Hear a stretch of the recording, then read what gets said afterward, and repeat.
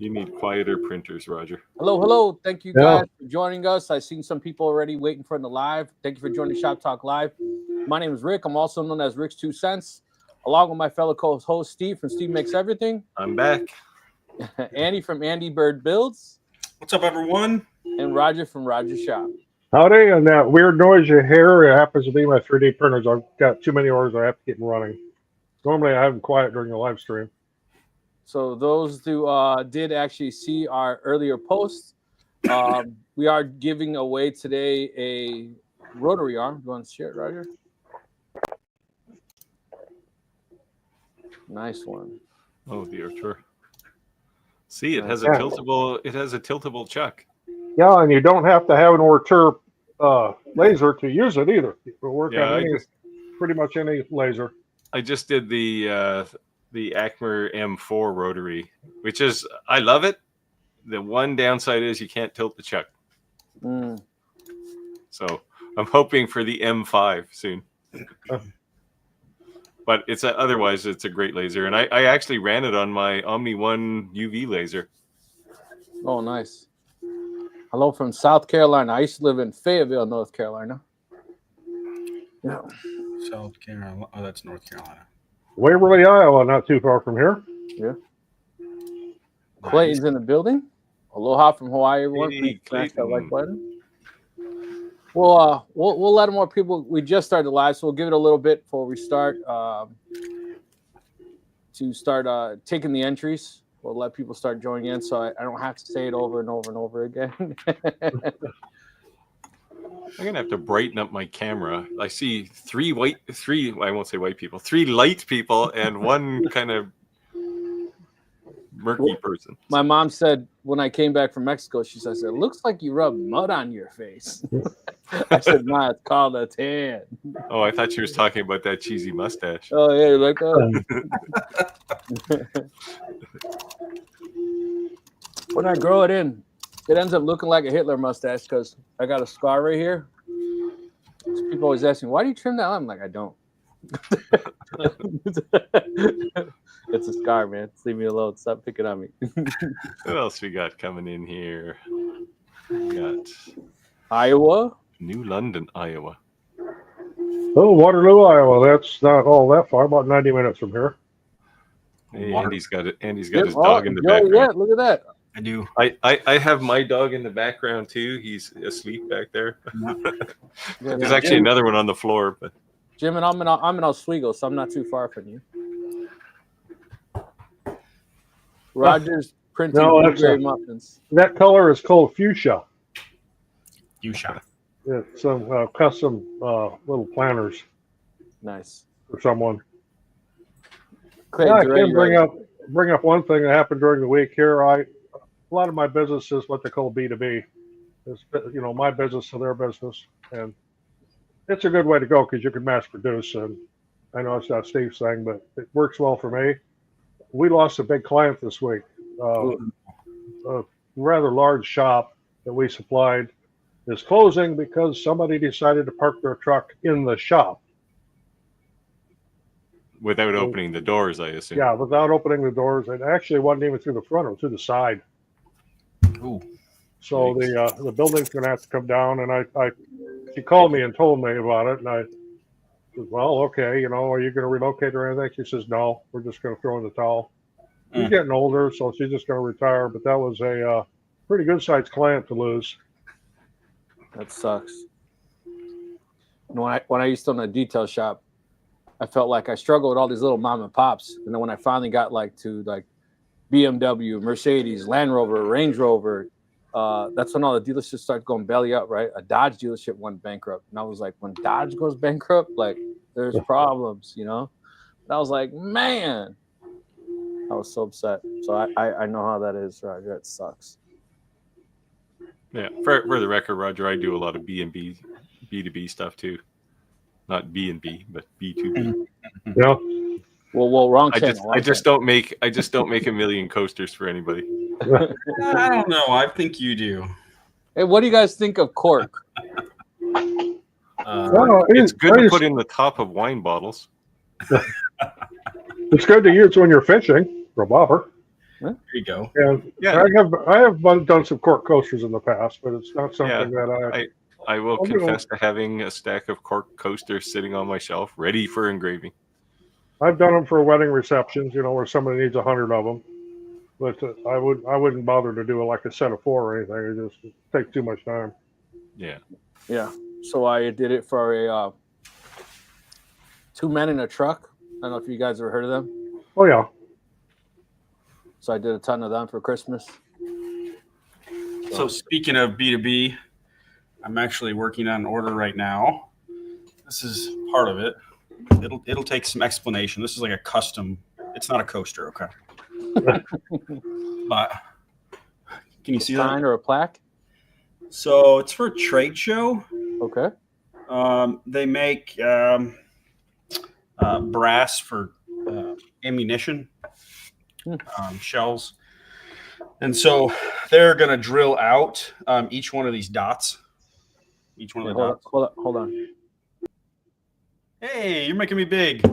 Here, so, there we go. So there's dots there for each caliber, each type. And so they're going to drill it out. They wanted to do that themselves and put the actual shell case, the brass casing. So they'll be standing up vertical for each one. But it's a two-piece thing. Yeah, turned out I'm pretty happy with it. It's kind of like making an engraved cutting board. That's kind of what it was like.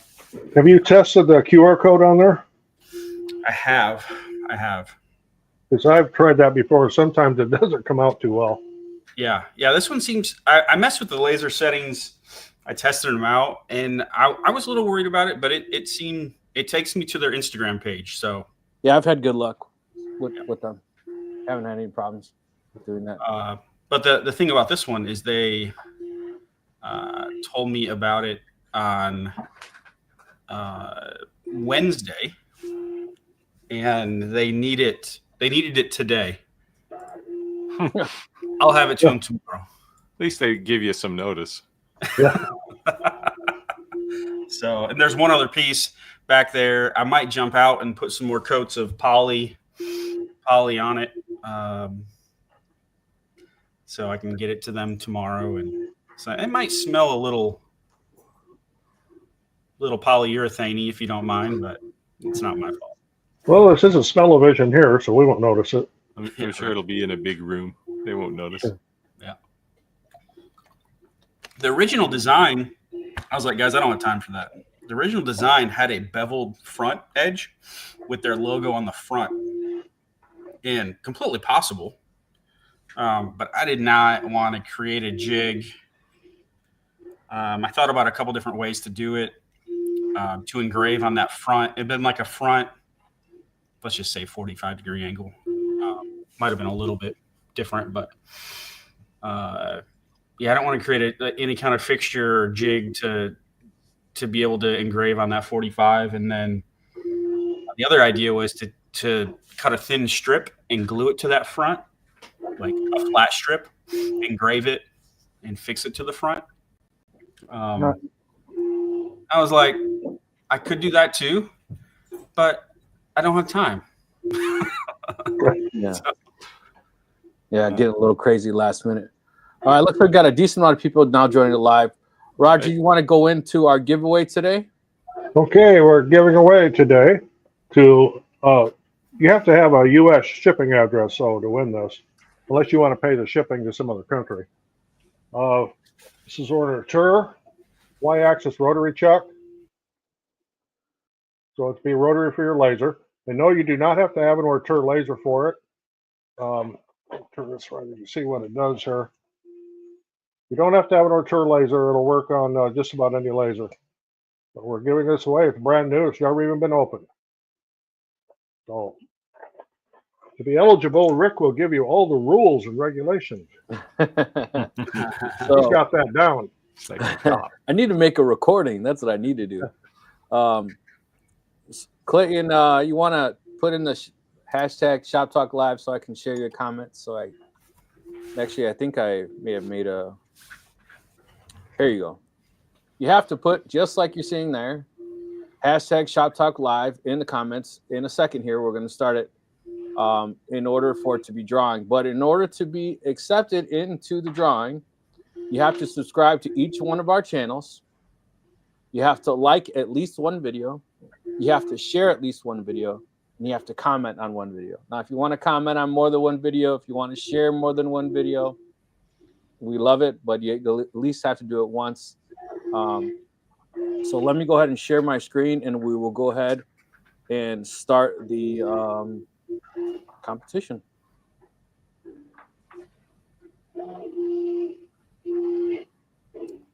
All right, can you guys see my screen?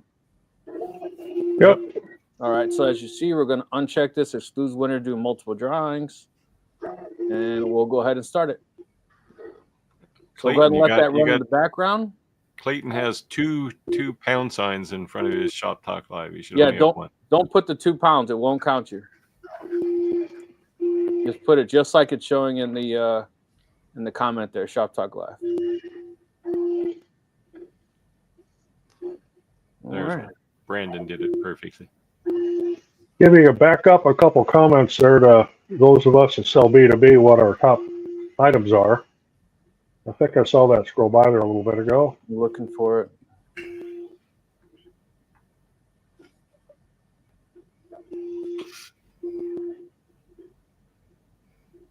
Scotland. Look at that. Hello from Scotland. Scotland. Very cool.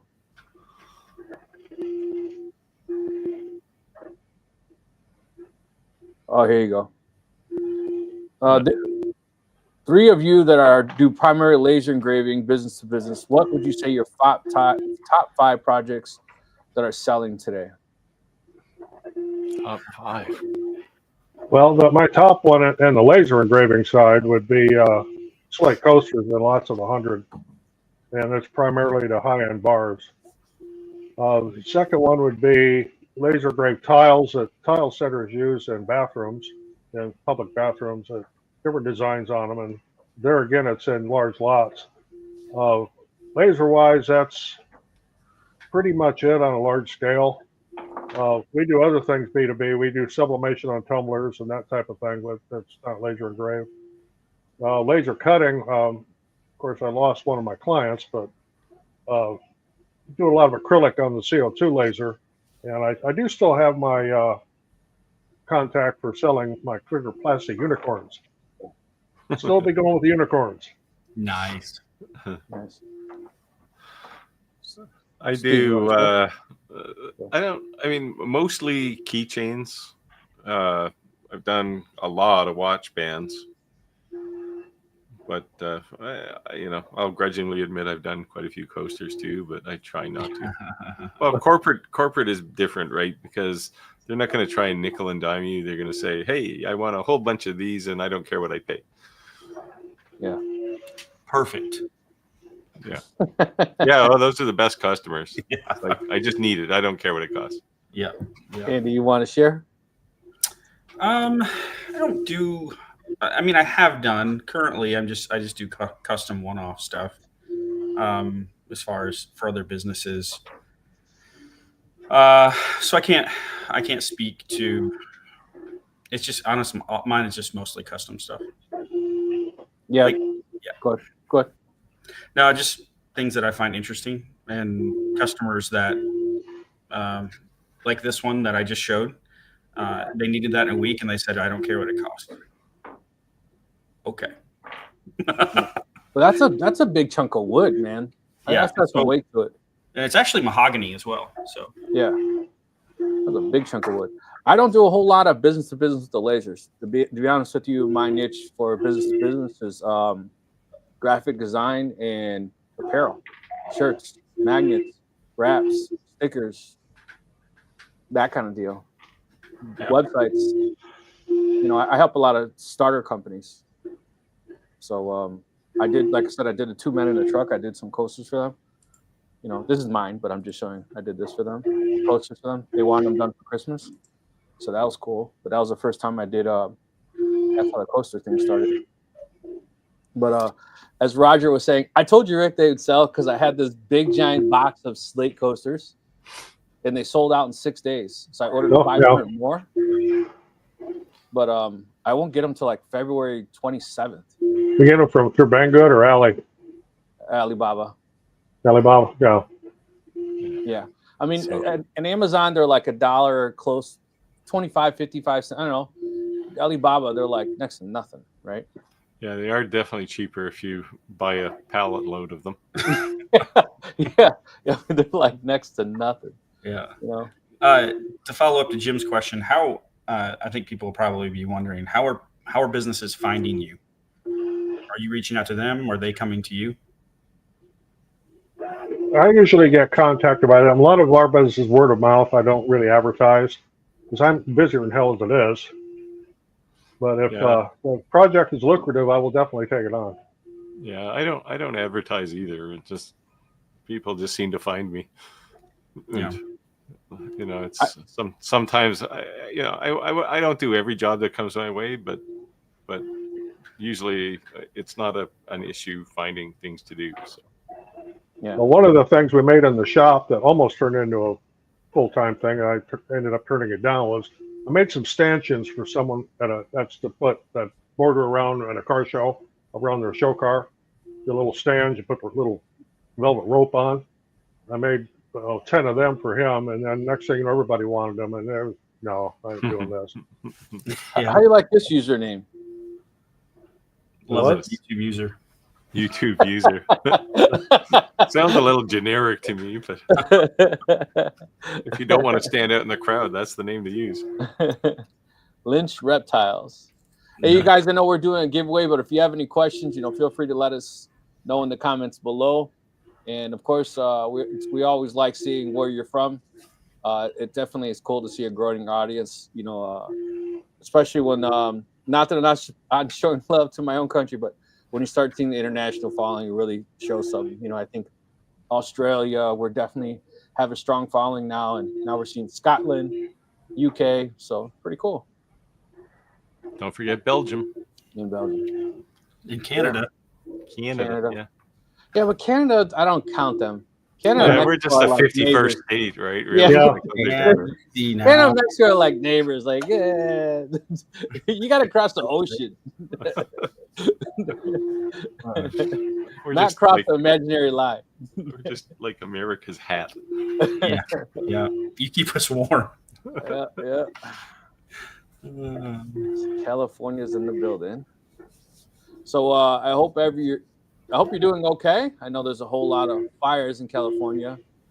Yeah, that's insane. Crazy. I don't wish bad on anyone or anything like that, but it's like I don't feel sorry for anyone who that's their 7th home and they're watching their house burn down on the news and like, let's do a fundraiser. For what? I feel bad for that's your home. You know what I mean? That's where your family lives. That's not your 7th home. Well, that's all I'm saying.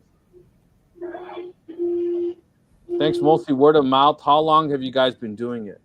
Laser-wise, since 2019. Oh, for me, off and on, full-time, part-time for years, many years. Laser-wise, 3 years for me. I got my first laser in 2019 as well. Was it that $50 one you bought on Amazon? No. 99. Get it right. I told you this before. It's actually a Glowforge. That was my first laser. Oh, yeah. I'm not impressed with Glowforges. Hey, when you don't know any better. Yeah, well, I mean, it's a good starter laser. It's overpriced. Well, of course. For what you get. But I will say, I've never used it for someone that doesn't, my 80-year-old grandmother could use a Glowforge. They definitely did a good marketing scheme. It was like the home shopping network of type advertisement, like we're on TV. Yeah, I still have it as well. I haven't used it in about 4 years. Should plug it in and see if it still works. I should. It's the one that I don't know if I ever told the story, but real quick, my wife caught it on fire. And this was in our house, and we were using this masking. I forgot what the brand name. It was off Amazon, but we were masking something, and that masking ended up catching on fire. Paul said from France, only one night tonight. Hey, Paul, yeah, because Paul's usually from Belgium, I think. Yeah. He flew in his private Learjet to France. No, he probably just walked. Like, Now. not that far. But anyways, yeah. So luckily we were able to refix the Glowforge and get it up and going. But that was scary. Like it burnt. It wasn't just like a little fire. It melted the belts off of it. Okay, so now it's time for a confession.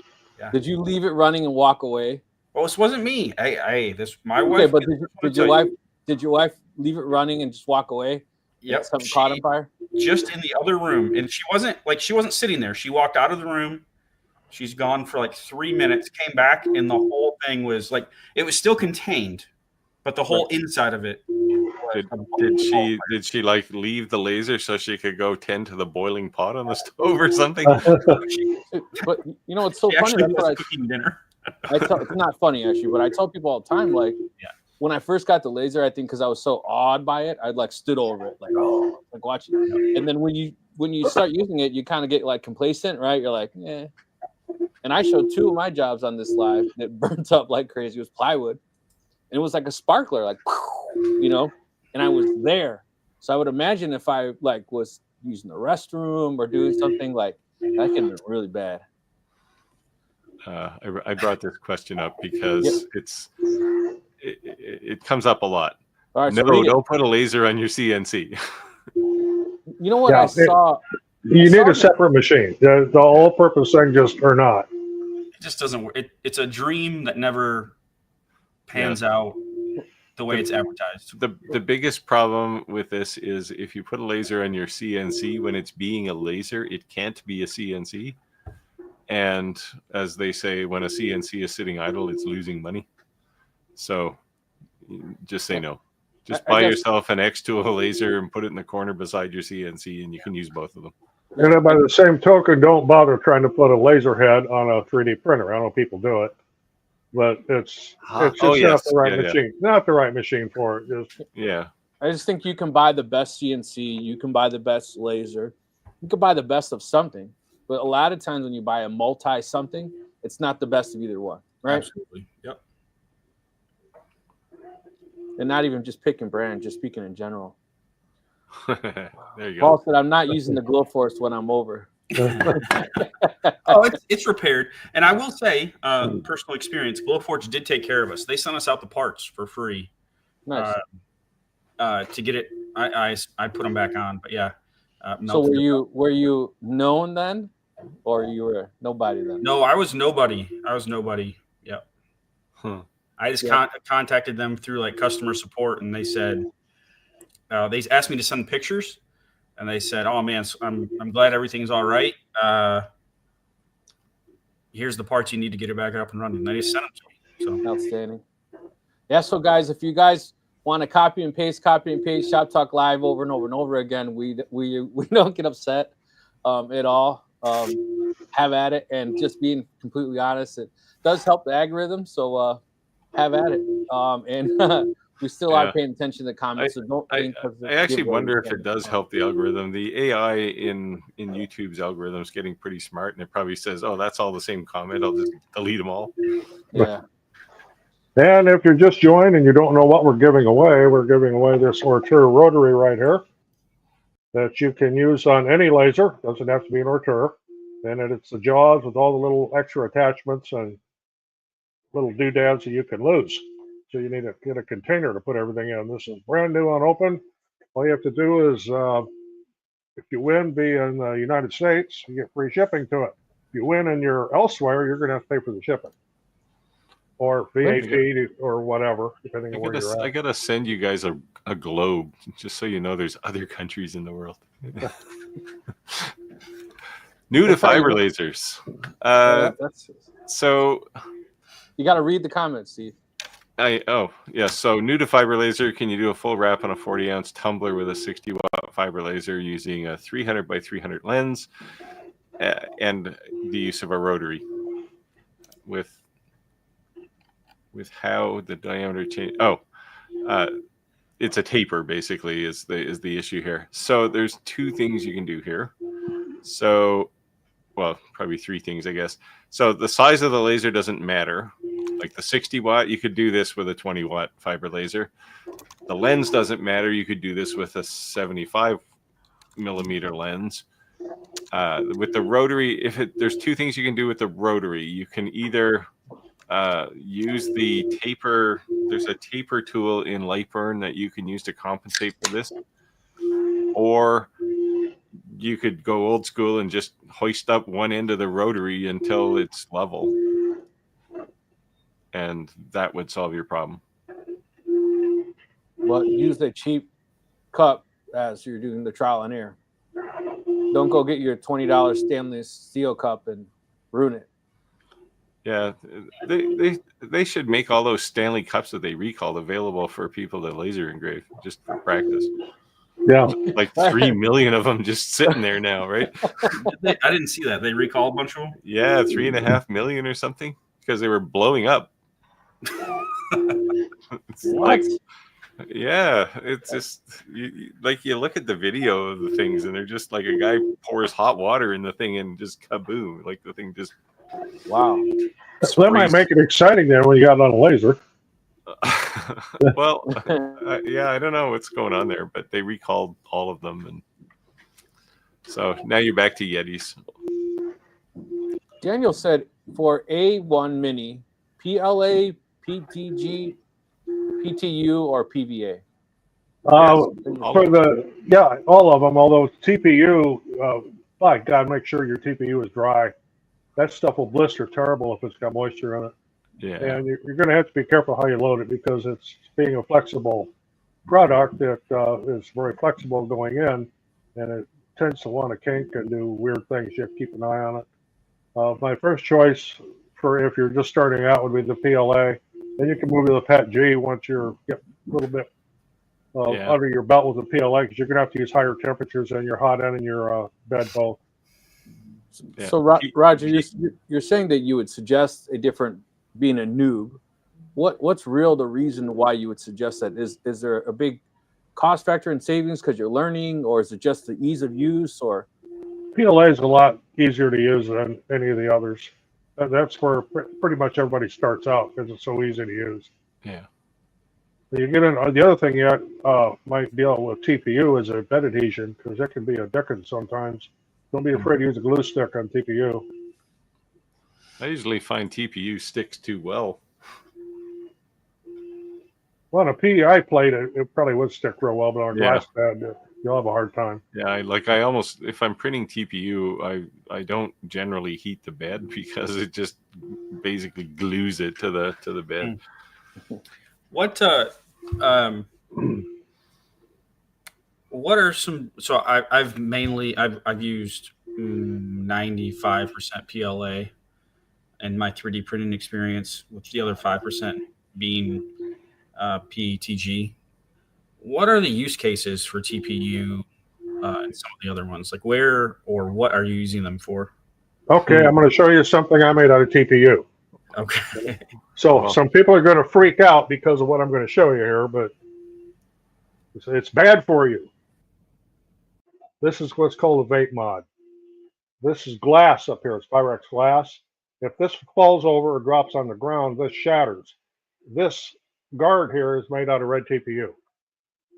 And you need that flexibility so that you can pop it on over the top of the glass. And yes, I vape. I don't smoke, but I vape. So, and I know it's bad for you, but I do it anyway. I also run with scissors. So what I'll tell you what I have made with TPU in the past. I used to have a golf simulator in my workshop. Actually, you never saw it on camera, but it was there. I used to make golf tees. Oh, nice. Just like a little platform that I could stick the golf ball on. Yeah. Yes, sadly, I needed the space in my workshop, so my golf simulator is no more. Oh, that's sad. It's actually still on the ceiling. I should take it down and sell it at some point. Andy, do you care to share my sarcastic comment told you about freak out? What about it? Why I said that to you? Oh, the reel that we created this week. Yes. Yeah. So if I don't know if I've shared it here or not, but I hired my first employee, full-time employee, in-house, and so it's actually my brother-in-law, but he is mainly helping with YouTube production, and so that was actually the first one that we made. It's cool. Yeah, it's different than the last 5 years of Andy Bird Builds videos, but that's because it wasn't just me. But It's a short. Yeah, I was laughing. I I'll watched the have whole to go thing. watch it. you have to check it out. It's it was good. No, it was good. Yeah, I would love to have an editor for my stuff. It just You takes need so to get one. long. I don't know Well, about you guys. but I've tried. I tried. I did one video with a guy Yeah. who said he was an editor, and it was okay, but it was. The problem is the way I shoot video. It's just not amenable to having. I can't just throw all this video in a pile and say go cut this. Because I don't generally shoot in any kind of chronological order, and it's really hard to put things together. So Yeah. I've had an editor now for a local editor that I know for 3 years. That's what I'd like. I'd like to have someone local. I get tons of emails asking me, and every time. Yeah, I mean, you can go to Fiverr and you can hire 1 million of them, but Right. but they're just they're probably good editors, but they got to understand your workflow, and Definitely. Yeah. I really need somebody who can do that. I'm trying to convince my wife to quit her job and do it. There you go. So I'd have to teach her how to use DaVinci, but Manuel said I got a new Acemer P4 roller last week. it's actually an M4, but yes. Okay, M4. I just finished my order of 6 tumblers. Pretty happy. Only wasted 2 tumblers to get the settings and design right. Yeah. Well, so the good news there is you have the settings now, so you shouldn't have to waste any more. Write it down.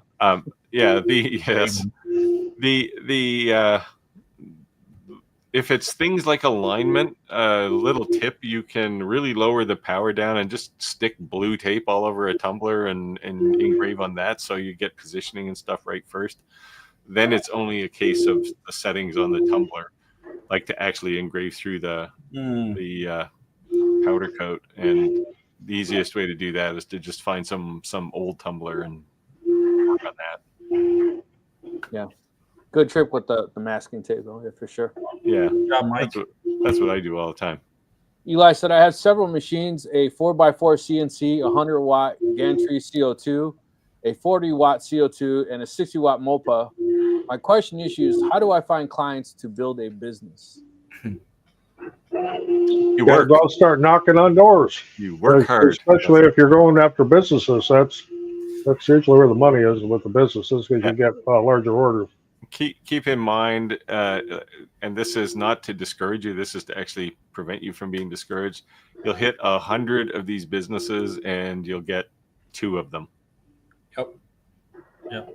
2 to 5 if you're lucky. 5. And don't also get discouraged by the lighter fluid theory, meaning like all of a sudden you tend to get this and then a plateau, like the fire just keeps burning, and so you get excited about success and then you plateau. Yeah, because you can keep going, because what happens is your circle starts to grow and your customers start bringing you customers, and sometimes you start plateauing, and then you got to go out that inner circle and continue to grow your circle larger. Otherwise you will have just a kind of a consistent type business or a plateaued business. Shameless plug, if you don't know what I'm about, is about this building a business, and I have a course called the CNC Side Hustle that you want a step-by-step chronological on how to go about it. You can check it out, the cncsidehustle.com.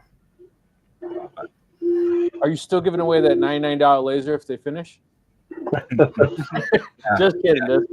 The drawing is it's like indefinite. I may never draw, so you can keep He's in love with that $99 laser. I think I might. One day I still have it. I'm gonna pack it up and I'm gonna ship it to Rick's house. Just build a really thick frame and put some glass on it and put the thing on the wall. I should. You know, that might not be a bad idea. You know, To put it on the wall and just say, yeah, do you have a humble fiber laser? beginnings. You can engrave yourself a brass plaque for it. And No, I'm serious. I think that might not be a bad idea, Andy, because, you know, we always say that people see a success story. They see this, they don't see this. Yep. So the fact that they would see that little tiny crappy laser in the background, I'm like, you got to start somewhere. Yeah, I think I might do the video again. I mean, the video has over 1 million views. I still get messages. The link, or it's all sold shared it a out. couple The times. link's broken. It's not $99 anymore. I'm like, guys, that was 3 years ago. yeah, I get. It's sometimes a little frustrating when people will say, "Hey, I watched this video, and you know, there's something not right." It's like, okay, that was 3 years ago. Yeah. You know, we've all grown since then. Yes. So Valentine's is around the corner. Do you That's guys have any ideas that you're going to promote or try to sell? No, No, I'm not even doing anything for it. you always jump from one holiday to the next, man. You Yeah, I absolutely. I told you that, you know, those are impulse buys, right? yeah. Oh, I get it. Yeah. You know, so my niche is memorial, but every holiday I make something. So yeah, I won't. Not for Valentine's Day. Yeah, Rick, do you make something completely new? Like, so Valentine's Day last year, are you going to use any of the same ideas this year, or just start from scratch? So I kind of repurposed something. So when I was making those flower bed things, I don't know if you ever saw them, for the graves, they're really expensive. They end up being expensive. So I started making these, right? But then I took the same exact item and I made it a saying on there, you know, their anniversary, something, you know, something saying love is, a poem, a scripture, whatever they wanted. I basically had a flat rate and said, I don't really care what you want me to write, within reason. Yeah. Right? It's just script. And that did really, really well.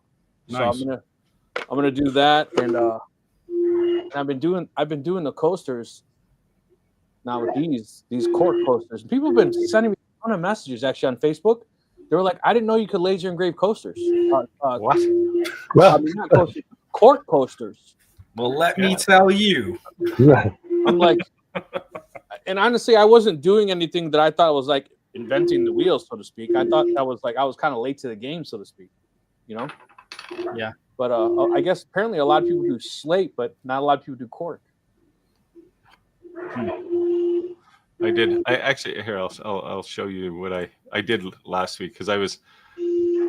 Here we go. So I made this. It's a. I'm not sure why the menu's sitting over here on the side, but here. No, that's not what I wanted. Anyway. Yeah, so it's acrylic. It's 3 layers of acrylic actually, and 2 different lasers to make this. The cutouts for acrylic, obviously, I used the xtool P2S, and the tree and the saying down below are engraved on there with a UV laser, so with a Commarker Omni one. This is I might look like I'm 20, but this is actually for my granddaughter. So That's cool. I was visiting her last week. So is it like the stand up, sit on your desk type deal? It's or actually got sitting on the wall? like alien tape on the back, so you can stick it on. It's about the size for a door, so Okay. it's like a name for a door. Cool. Yeah, it was just something I whipped up real quick. But Yeah, that's awesome. I've had a couple of people ask about those already too. So Very cool. I was talking to someone the other day. I think it's a great way to get started making and selling things is make something for a loved one. Make something that you enjoy. Make something, that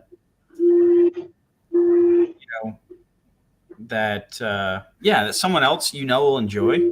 Like, and don't charge them any money, but just make it and give it to them. Take a picture of it and share it. Like that, like starts the ball rolling, and people bring you ideas. and like, hey, could you do this? I saw you did this, and that's really how. Have you guys found like that to be true as well? Yeah, well, that's. I mean, I'm contractually obligated to love my granddaughter, so. Yeah.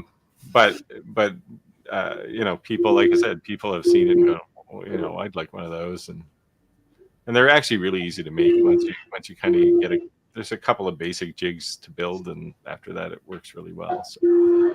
The other thing is, I said I confessed. I made a confession that I go to IKEA, right, and I buy those cheap cutting boards, laser engrave them, and I make a killing with those cutting boards. You know, so well, you can save even more money. Just go to like a dollar store and buy them, because they're like. Well, the only thing is the IKEA ones are actually pretty beefy. They don't look like a dollar store.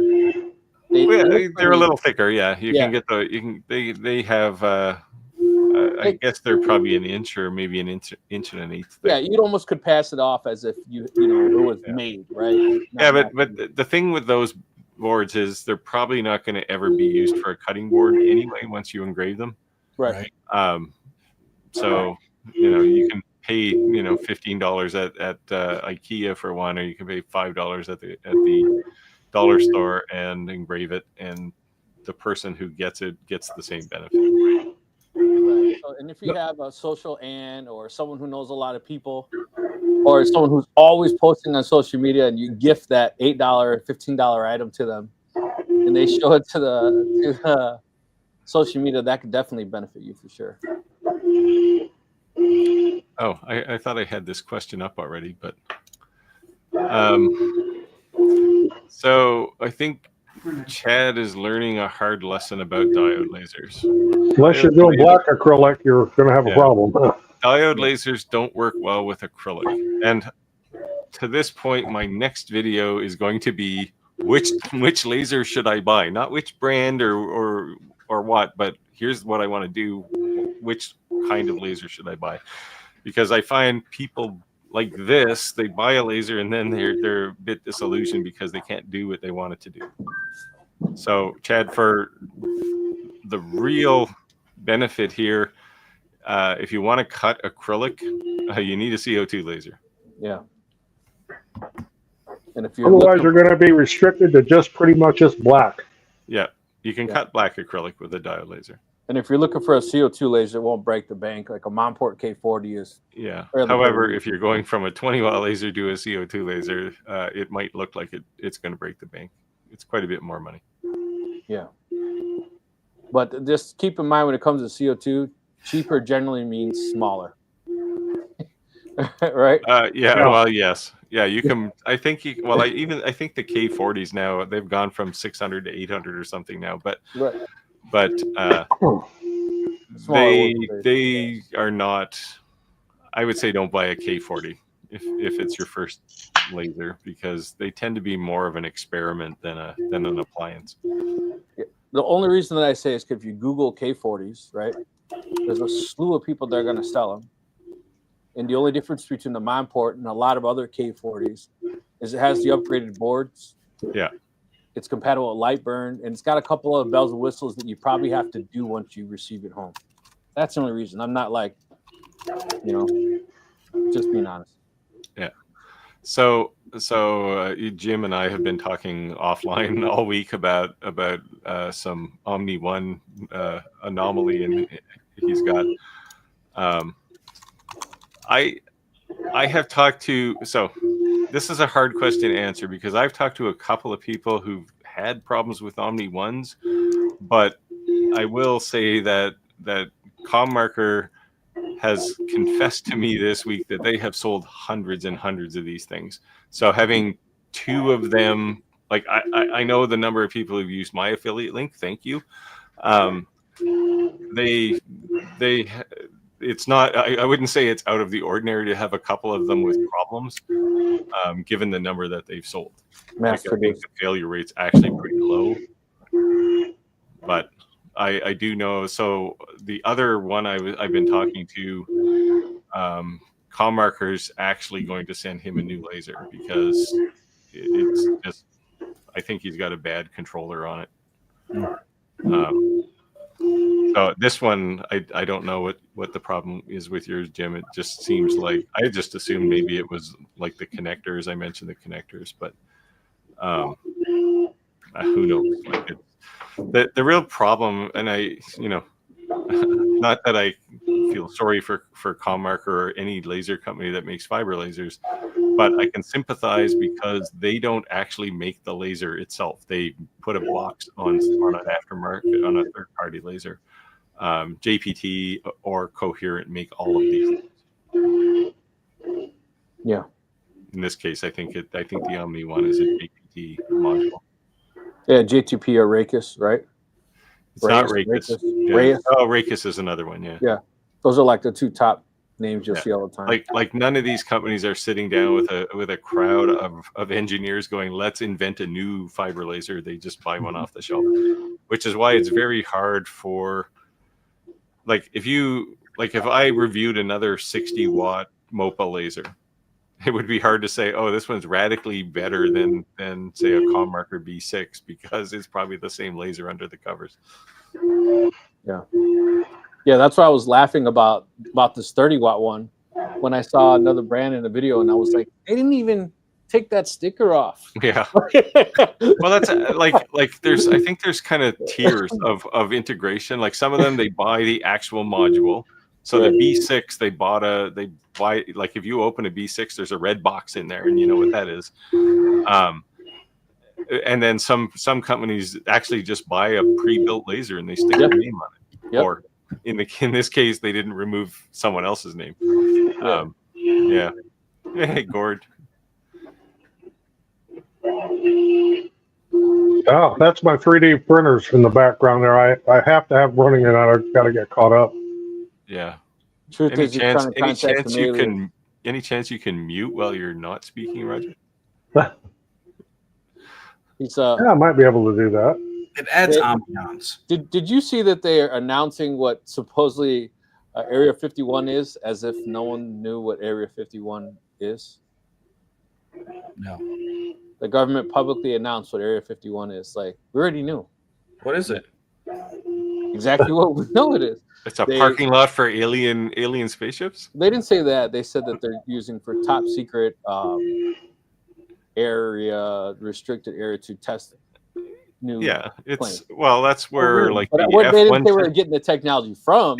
The F-117 came out of there, right? And so did the B-2 and I mean the F-117, like nobody even realized it was there until the Iraq War, and then all of a sudden these things are flying all over the sky, right? And so, you know, the element of surprise still matters in I'll say war. Not that I enjoy anything related to war, but absolutely. Steve, does this is completely off topic. Does Canada have an Area 51? I don't know. They don't talk about it. So I did see something. We're part of Five Eyes, so who knows? We probably know things. I saw it on one of those was it United Nations meetings or whatever, NATO, where they have it live on TV. I think it's United Nations. Yeah. So then it's the Prime Minister, right? That's what you guys call your president, right? Yeah, we have a Prime Minister. He generally doesn't pitch at the UN though. So this was a couple years ago, and they said something about the UFOs, and he says that they're not like the United States. They don't have a UFO. And then the president of Mexico, not the woman, it was a couple years back, said that they can't deny the fact that there's UFOs, because nowadays everybody has a cell phone, and their Air Force chased UFOs through Mexico City, one of their biggest cities in Mexico, and the Air Force couldn't catch them. So they said, we tried. So we know there's unidentified. They were probably stopping for tacos or something.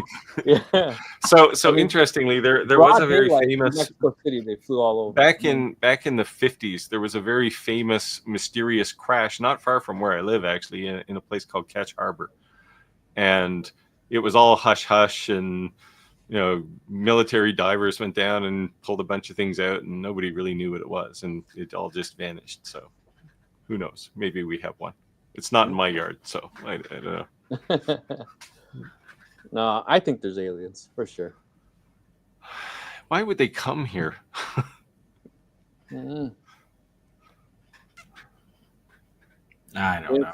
David said for A1 Mini, best nozzle size. Well, I suggest you start with a 0.4. That's not the most common and most standard. Then you can start playing around with the 0.2 for bigger stuff, and 0.8 if you want to really get big with stuff. 0.2 for finer lines. But yeah, 0.4 is that's pretty much the standard. I only ever use 0.4. Just I haven't experimented with anything else. like if you use like a 0.8, it's like you're just laying down a bunch of rope. Right? And Yeah, it looks like somebody drew it with a Sharpie. Yeah, it looks terrible. Yeah, so we serve as a reality show to aliens. Yeah, maybe they're just watching.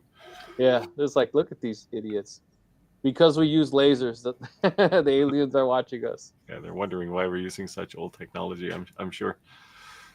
So I got a 0.2 and a 0.6, but haven't used them yet.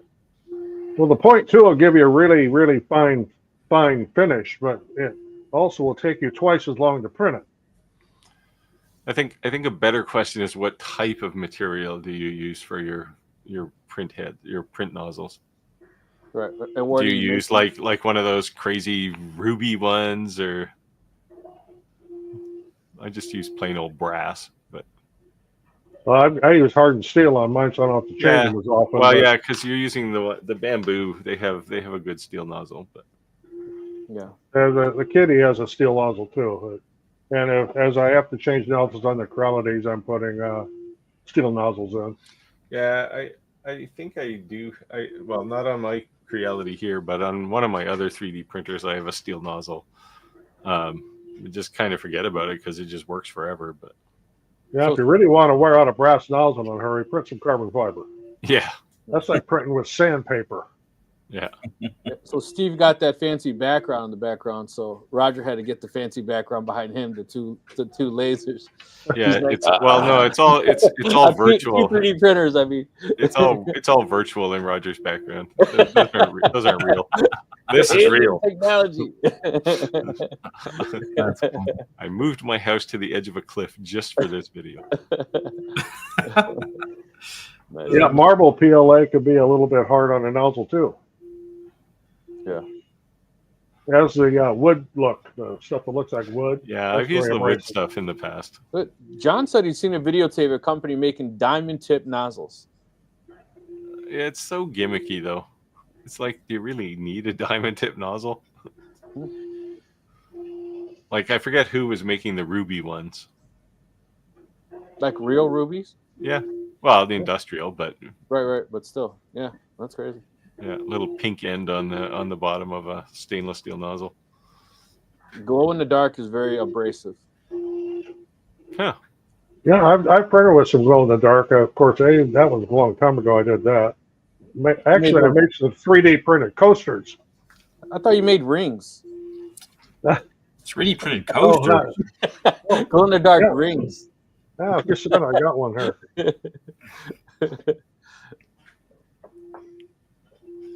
Yeah, there you go. The tungsten nozzles.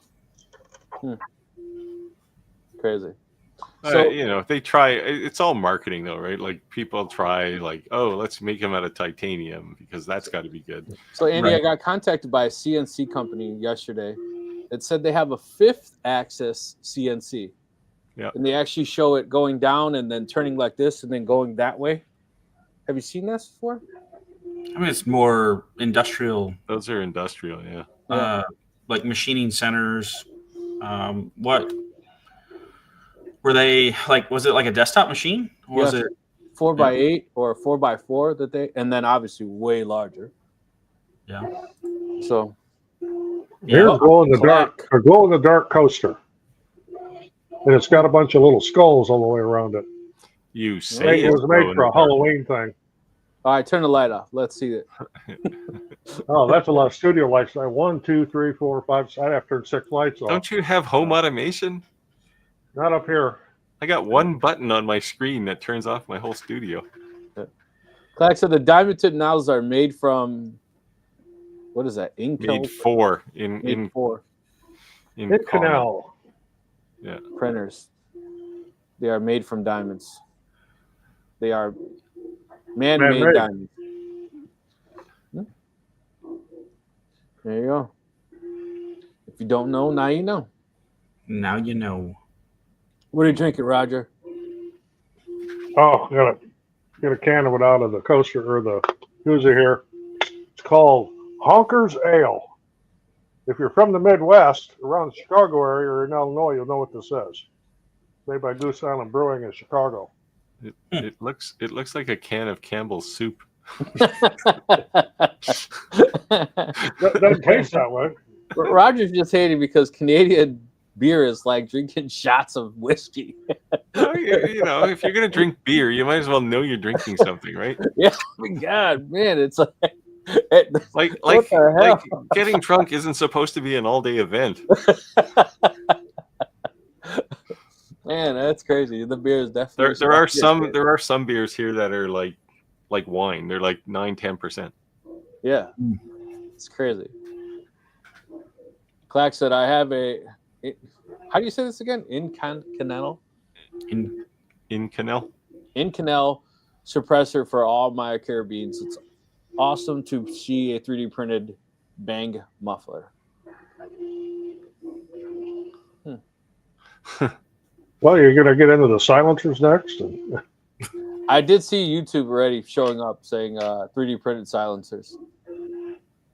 It's got to be like a one-time use thing, I didn't watch it. which is a little disturbing in itself. But yeah. Well, then you start. I forget what there was a website that guy put every single gun you could imagine the files to download for a 3D printer for free, and they kept trying to get them taken down. They kept posting them up. They call them ghost guns. Oh yeah, yeah, they're actually a problem here. Yeah, ghost guns. Yeah, it's just we're one crazy event away from having 3D printers licensed, right? Like it's just insane. Yeah, but apparently these free downloadable files, they're like legit. Like they're not. Oh yeah. Yeah.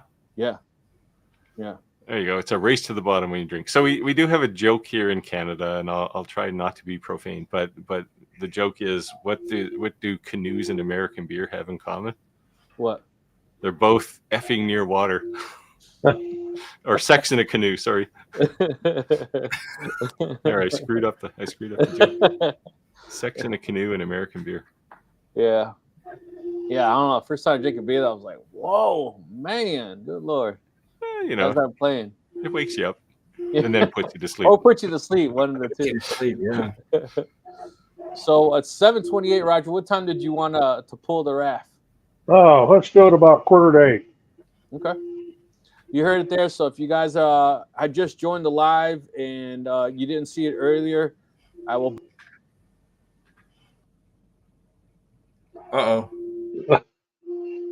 Here's what we're giving away. Rotary chuck, made by Rotary, but you can use it on any diode laser or CO2 laser for that matter. It just hooks into the Y where your Y stepper motor would be. And this is the kind of the fancy version with the multi-use chuck on it. And this is brand new, never opened. So somebody's going to get lucky here tonight.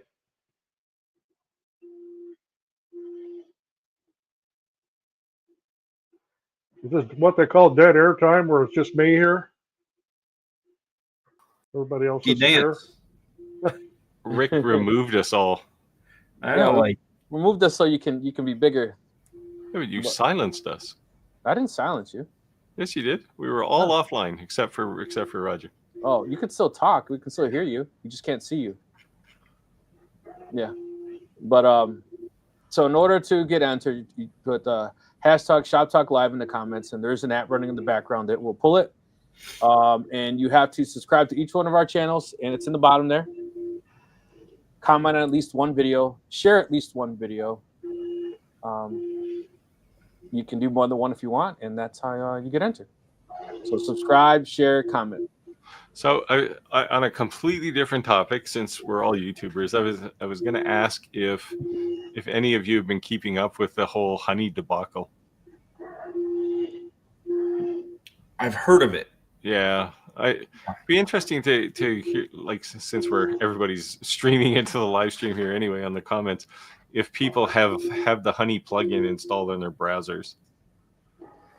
So, Roger, you want to give a little? So Honey is this supposed automatic discount finder for your browser. So if you're online shopping, anytime it finds a link that leads to a store, they will look, in theory, they'll look for coupons to say, hey, there's a coupon for this and we can give you a discount. But what they've been doing, and there's now a class action suit started, which is good. What they've been doing is they've been replacing links completely, even if there isn't a coupon. So think about all your affiliate links. If somebody with Honey in their browser goes to your page and clicks your affiliate link, you will not get credit for it. And oh yeah, I've read about that. Yeah, they figure YouTubers are losing, up to 15% of their affiliate revenue. And for people listening who aren't YouTubers, they might say, well, good on you, who cares? But that's a big chunk of where YouTubers' revenue comes from, right? And I actually dove into the technology here to see how it works, and it's like, yeah, this is not good, because I didn't agree to let them modify my page, and that's what they're doing. And so, a couple interesting things. One, the parent company of Honey is PayPal. It's PayPal. Yeah. PayPal bought them a while ago. And the other thing is that I believe the class action lawsuit was filed by YouTubers.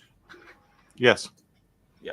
Well, there's also some American lawyer. I don't know if he's representing YouTubers or not, but you saw some video the other day where he's talking about signing up for the class action. You may get a little something at the end of the day. Who always wins those is the lawyers on both sides, right? They're the one that walks away with the bag. Yeah, well, the lawyers always win. Yeah. But at the end of the day, who cares, right? As long as this material gets stopped, right? So yeah, Rakuten, I don't think they do it the same way.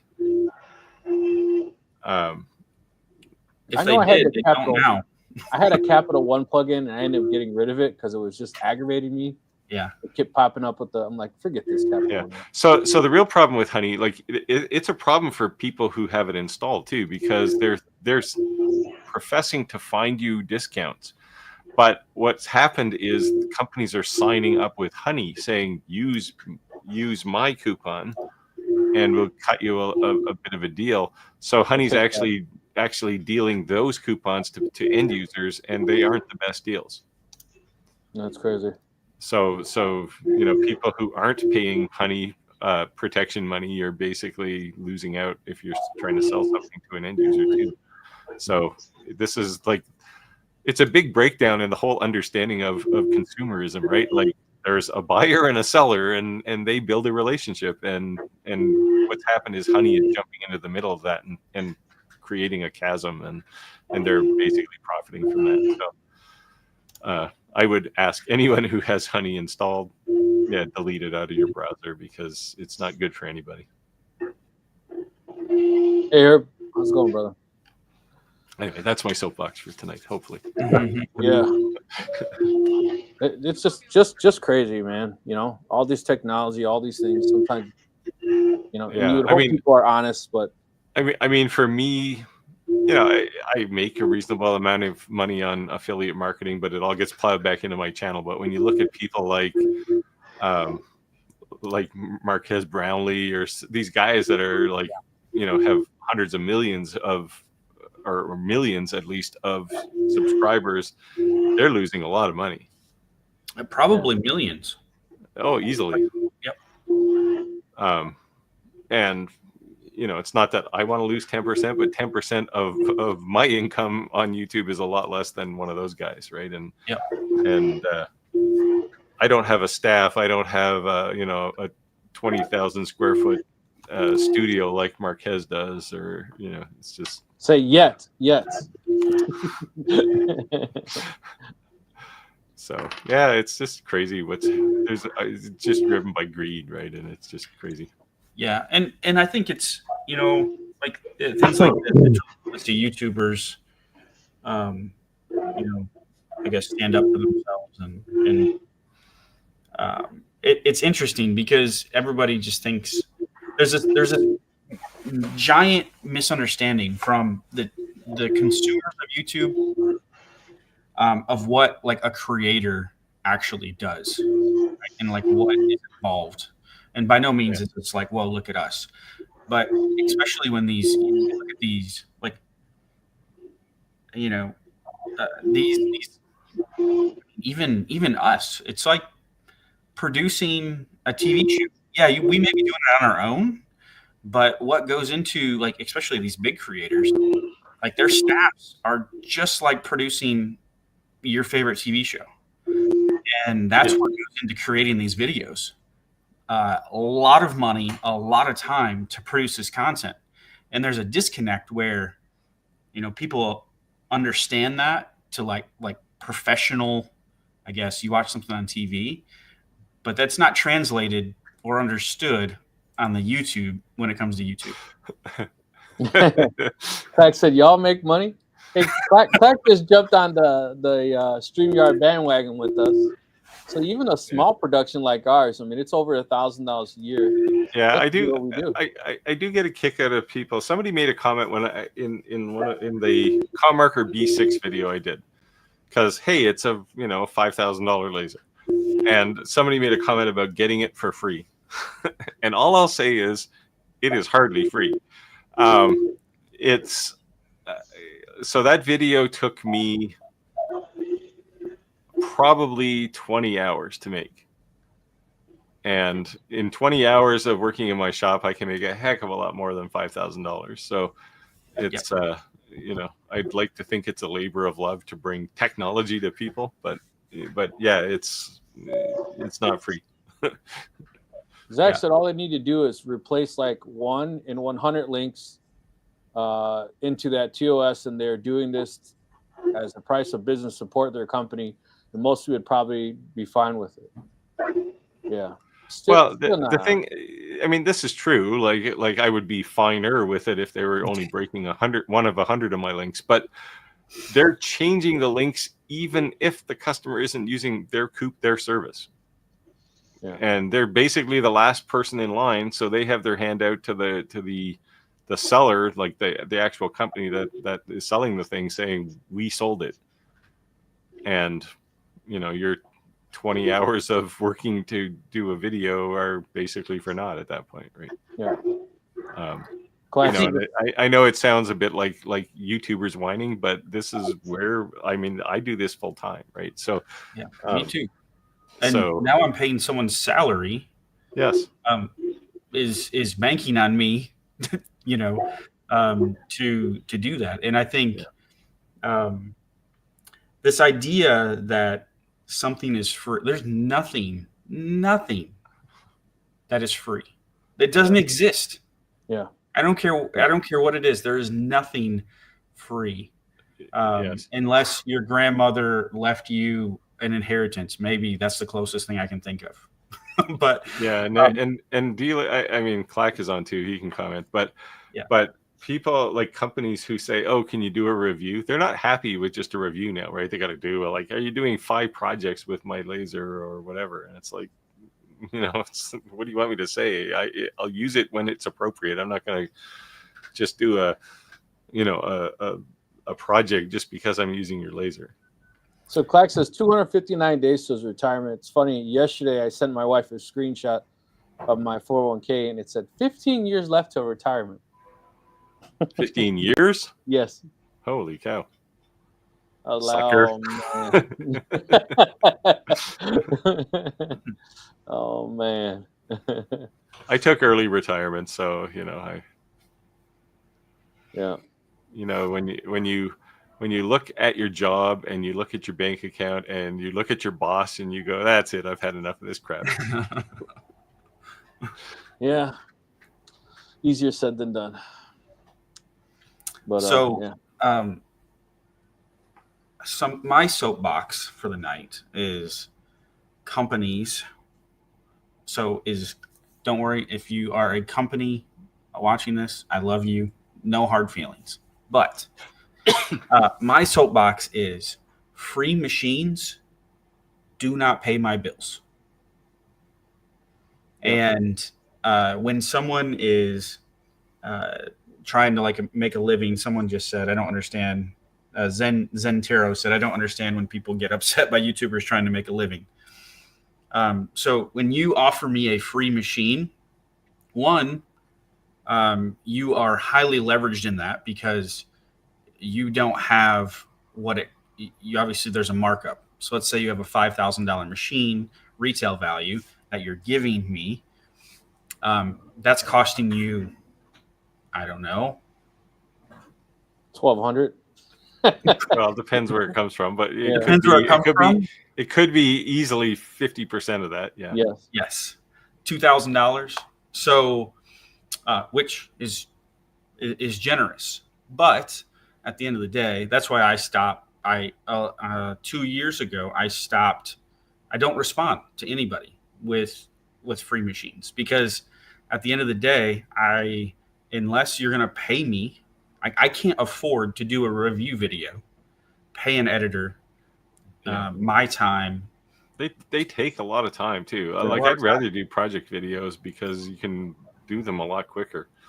And they get more views too, to be honest. You know what Yes, I mean? Like, and they tend to be evergreen, right? Like a laser is like it's hot today, but tomorrow no one cares, right? So right. Yep. And with that too, a lot of people, especially companies and users, I'll be 100% candid with everybody here. What I made on YouTube last year from YouTube, they're like, well, you get paid through views, right? You make a video, you get paid through views. So I did just over 5 million views in 2024 on YouTube. 5 million views. You guys probably can do the math, but they paid me $27,000 for 5 million views. I made over 50 videos, 5 million views. Now, I don't know about where you all live, but I can't live on $27,000. Right. The only thing is, Andy, is Steve is paid way more than us. not way more, but Yes, Canada has the second highest RPM in yep. the world, Yes. right? So You do. All right, it is way higher than us. You just said the second highest in the world. That's way higher than us. And so that is yeah, I mean that's impossible. So when everybody's like, oh, you know, Andy, and I get this locally from people that know me, like they think that I am like ranking it in and I have like piles of cash just stashed in my garage. Like, guys, like, hey, yeah, you know, like, so that's where it's vitally important if anybody's considering doing a YouTube channel and doing it full time and you need to pay the bills, you have to develop additional revenue sources around your channel. Yeah. That are helpful, that add value, and just like any other business, right? Like my course, my, you know, anything that adds value to my viewer, like, because it's not just about extracting value. I don't believe in that. I don't believe in Rick, you said that a bunch about like turning and burning. I'm not going to show you a machine and then show you the next one and then show you the next one just because, right? So it's about building a sustainable business, and you have to do that in order to do YouTube full time. You have to. Yeah. If you want it to be your income, yeah. Yep. Like everything I make in YouTube, I just put back in my channel, right? I don't. Yeah, pretty much same with me. I don't take a salary out of my YouTube stuff at all. Yeah. So my YouTube is not my full-time gig. You know, I'm a lineman, so that pays my bills. And my YouTube, pretty much everything I make, just goes back into buying more toys, right? And I'm doing it because to me that's relieves my anxiety. I enjoy doing it, you know. But at some point in time, you know, that I'm going to have some pretty kick-ass tools that could create a really nice income that when maybe I'm not working, that it could be something. Or maybe it could build to something to, you know, be a level. But people tell me all the time too, Rick, why don't you quit your job? You're making so much money. And I'm like, I don't think you realize how much money I make. Like, I make a high 6-figure salary. I just, you know, I can't quit making, you know, 6 coasters a week. You know what I mean? It's got to have to be. You know what I mean? There has to be. You got to make 12, man. You know what I mean? Yeah, the economics don't make sense for you. Yeah. Like what you would have to do. Like, is it possible on YouTube? Sure, but what you would have to do and the time you'd have to put in, the economics doesn't make sense, right? Yeah, to make a real salary on YouTube, you need like 2 million subscribers. Yeah, but the one thing that I did notice is that YouTube, they get mad, right? Because you take a YouTube video and you post it on Facebook, right? So Facebook wants you not to take the YouTube video and post it on Facebook. They want you to upload the video as a reel. Yeah. And they'll start monitoring your content. And once your YouTube page is like, I got a check today from Facebook. It was like $2.86. And I started laughing so hard. You know what I mean? And then in the comments, they literally tell you like how to improve. And it says, you know, it shows reels. You've got thousands, this and this and this, all these views that you start uploading reels. All right, so I lied to you guys. I lied to everybody. So I just did 2024 for YouTube Studio here.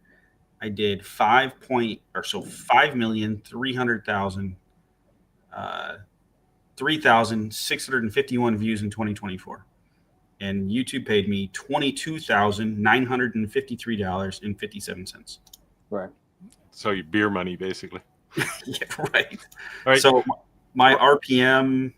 I don't even know where I find this.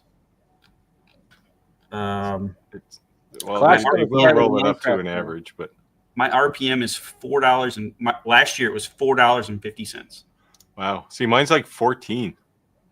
Yeah. If I made $14, if I made $10 more per 1,000 views, oh my goodness. That's what I'm telling you. So I think we should all get VPNs and say we live in Canada.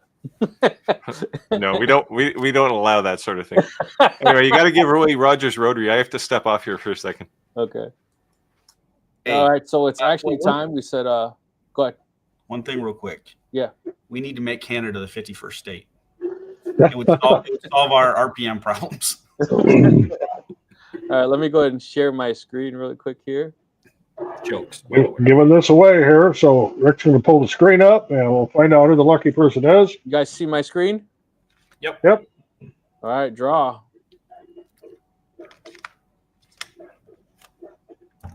Dun, dun, dun, dun, dun, dun. Ooh. Boy, he gets lucky. Did he win before? Yes, he did. Awesome. David, are you in the building? David, are you in the building? Yep. Have to be present to win. Come on, David.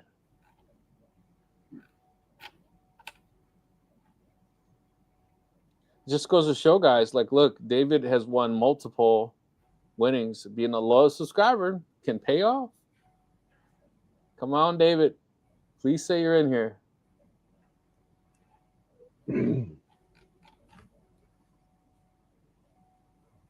Uh-oh. How long should we give him? I'll give him another minute. Where's David at? All right, another minute.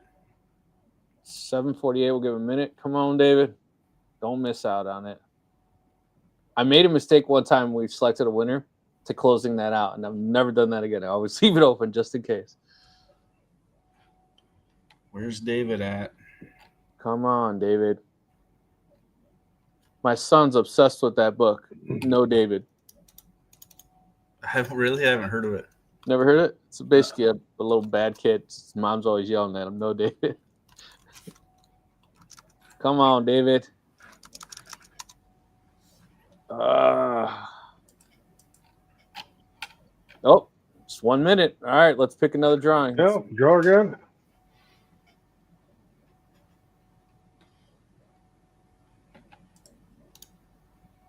Oh, he said I'm here. Should I count it? Well, yeah, I mean, you better. You didn't draw another name yet. Yeah. Right. Oh.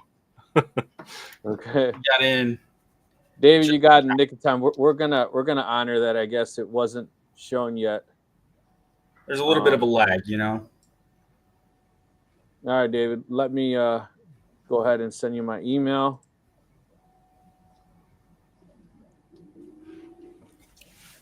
Please do send me an email.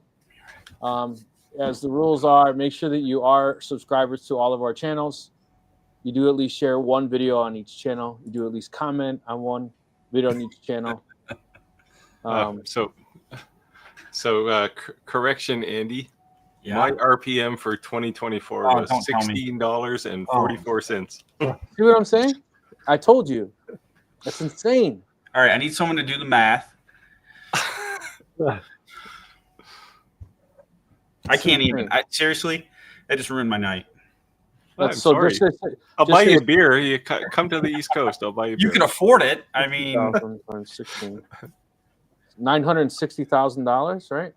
He says those are Canadian dollars, though. What's the conversion? No, that's is this? Yeah, this is probably already converted. So that's still going to be like, I don't know, $13 probably, $12. Right. Certainly more than. Right. So per thousand. So if it was, let's say 6 million, 7 million, so that's 600,000, right? You see, Clack said 2117. Where's Clack at? He's in Clanton, Alabama. Maybe you need to move out of Kentucky, man. What's happening here? I know. I don't even know what mine is. I never really looked. Mine vary based on the video. How in the world? Scott said, now you're going to send me down a rabbit hole. Yeah.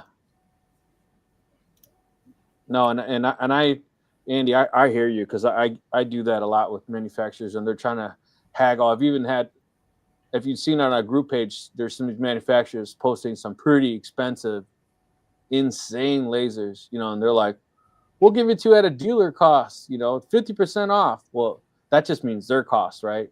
Yeah. That's what that means. Yep. And I'm like, no, because then I'm working for free. No, you're not. I says, yeah, then I'm working for free. Yeah, Clack brings up the right answer here. Study the algorithm. I spend a lot of time on the algorithm. You're sure it's RPM and you're not looking at CPM, right? I'm looking at RPM. What's your CPM? Some of my videos, the RPM is like $68, $70. The average for all of my videos, including the ones that are stinkers, is over 16. But I'm looking at one here that's 68. I have spent a lot of time a lot of time and money studying the YouTube algorithm. A lot. I would actually say I know that better than how to run this laser behind me. Yeah, see, I got some that are like $56.55, then I $32.85, $14.38, and then I have some that are like $3.42. So it just depends on the video what they're giving me. Yeah. So Zach says it's all about keywords. Actually, keywords don't matter a whole lot anymore. They're good. So your keywords should just be a bunch of spelling mistakes, things that people will spell wrong.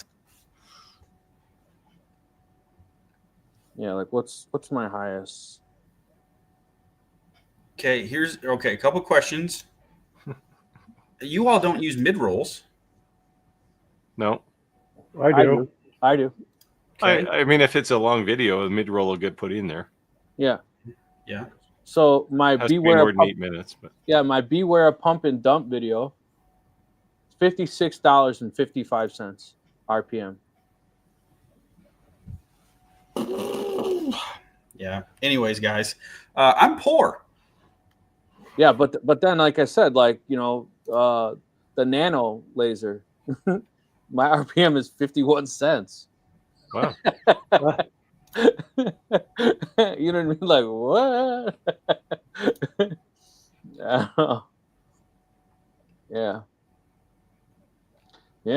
it is what it is. Yeah, it's all about how much people want to advertise on that particular video, right? It's like an auction, literally. Yep, it is.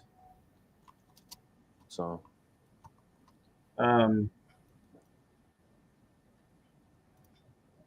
yeah, well, very excited for someone who did for David, who's winning the rotary arm. Definitely like to see what you make with it. That's cool. And Roger, thank you for gifting that to our subscribers. No problem. We'll come up with a few other things here in the future to give away. Yeah. Yeah, I don't think they pay Clack more because he's got a drone video. It is a nice video though. The weird thing is like he's in Alabama, so like geographically, he's next door. He's next door. You got to say Alabama. Like Forrest Gump. Let's do it, Clack. We should have a business meeting. Now, where I live, I can't fly a drone, not even at 6 feet off the ground. Because I'm within 2 miles of a airport. Yep. YouTube likes rednecks. It's probably like DEI stuff. Yeah. Let me check. Oh, jeez. Yeah, I've been spending a lot more time on the algorithm over the last few months. I got it, Dave. I'll just verify you met the requirements, which I'm sure you did since you're a loyal subscriber. There you go. YouTube likes rednecks. That sounds like a good T-shirt, Clack. You should get that. I'm pretty sure they don't. But anyways. He's threatening them with his the blue man power, you know. I think Andy's gonna cry. Jeez. Oh man. I mean, yeah, I don't know. I'm dumbfounded. So thank you, Tech Laws, for all the giveaways. See, it depends.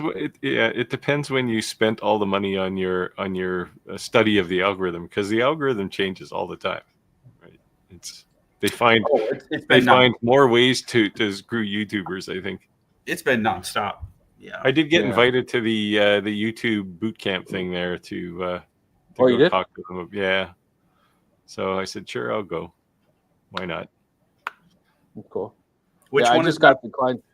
It's the thing that Rick was doing too, where they get you into a huddle and say, "Hey, what can we do to make YouTube better?" And the answer, I'm sure, is always pay me more. Yeah, no, and it pays pretty good. So yeah, I mean, it's if I was doing YouTube for money, I wouldn't do it. But when they do the one-on-ones that are like 2 hours long, an hour long, they're a decent amount of money. When they're ones that are like 10 minutes. Like they just sent one out today, and they said I wasn't qualified, which I was like, "What were you trying to do?" Because the pre-qualification questions were, "What race are you?" And I put I'm Hispanic and Native American. The terms, right? Am I going by they, he, whatever? And I just put him, he, or whatever. And then am I gay or straight? And I put I'm straight. And it said I wasn't qualified, and I was like, okay. Bet you regret that orientation now, don't you? I was like, I don't know. Clack went to CES and Ventari. I was going to go, and xtool invited me to go too, but as it happened, I had to go deal with my parents over the last week, so I couldn't have gone. So it was too bad. Maybe next year. One thing I was mad is I didn't make it to that Lightburn show. I really wanted to go, especially because it was like 20 minutes from Roger and I. Yeah, I got stupid sick and I just couldn't go. COVID and all that was going around in my house, so it sucked. But I heard it wasn't all that great anyways. I heard it was like more like a sales pitch. Yeah, it's not really the right thing to have a conference about. Yeah. I just thought it'd be cool, networking, you know what I mean? Meet people. But oh well. Yeah, I'd like to go to Workbench Con. Vegas. I don't know, man. Us all in Vegas, we might get in trouble. Well, I could get arrested for being a foreigner, but What's that movie? Ocean's 11? No. I haven't watched that movie. Where the four guys go to Vegas and they could do all kinds of crazy stuff. The Hall Pass or something like that. I forget what's called. No, the guy's getting married. What is it? Yes. Oh, yeah. Oh, they made a sequel of that too. Yes. Several, yeah. Yeah. That'd be us. Why did you go live? We can't talk about it. We formed bonds. The Hangover. There it is. The Yes. Hangover. Yeah. Yeah. Yeah. A whole Well, I saw- bunch of people smarter than we are now posting it in the chat. So one Yeah. comment there about he and his wife have their business meetings in the hot tub. My wife and I do that too in the summertime. You know, yeah, you can probably find a way to write that off. It'd be kind of a gray area. Although when I go to Mexico and other I'm doing live streams from there, that's a business expense. There you go. Boom. I agree. Yep, and it's legitimate too. The accountant even says, yeah, business expense. You're making videos down there. Yeah. There you go. So, very, very cool. You guys got any upcoming cool projects? Oh, hey, I wanted to say something, Roger, to Andy.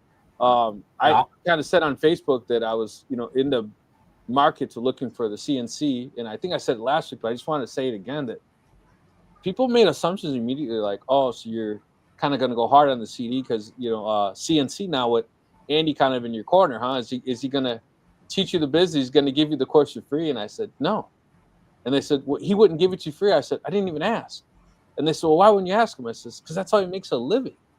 Like, you know what I mean? Like, when you want to support someone for a business, you shouldn't ask them for a discount. To me, at all. Like when a plumbing company, a buddy of mine comes, and I say, hey, I need help with this, or somebody comes, I don't ask them for a discount. Now it's different if you're in a financial bind, right? Your car breaks down and you can't afford to get it fixed, and you say, hey, can you give me some kind of discount? But to ask something for free or do something, I don't know. But I'm all about bartering now because I know most of my friends are in the trades. So it's different to say like, hey, can you help me with my garage door and I'll go over and put 220 in your garage? Or can you help me with this? Or can you weld this for me and I'll do this for you? I'm good with that. You know what I mean? I'm guessing with my RPM, Andy's not going to give me a free course. No. I'm not going to send you a bill. You all, hey, I'm bored. If I did 5.3 million views with your RPM, shoot. Yeah, I was around a little less than 2 million. So I'm telling you, $690,000. I really want to cuss right now. $690,000. Well, I'd invite you to Canada, but we're making it harder for you to come up here. So once it becomes a state, though, we can just go right over the border. Yeah, when it's 51st state, you're gonna know the feeling that I have. Then you'll see. Then I'll be poor too. Yeah, and the other thing too is like you wonder what YouTube. Clack says, I have over 100K subs. So, what is that a factor? I don't think so. I think it's literally like you said, every video is an auction, right? And it's really literally what what they're willing to pay. That's why I told you, like the video I made that says some YouTubers are pumping dumps. Don't listen to pump and dumps. I get paid. That's $56. But then I did the longer nano video, and they're giving me like 81 cents. Yeah, in the YouTube world, subs are a vanity number, right? It's just hey, look at me, I got 100,000 subscribers, and no, that's not what it's all pays about any, views right? now, right? Yeah, it doesn't pay you anything. But one thing it does do, it is a vanity metric, but it does build trust.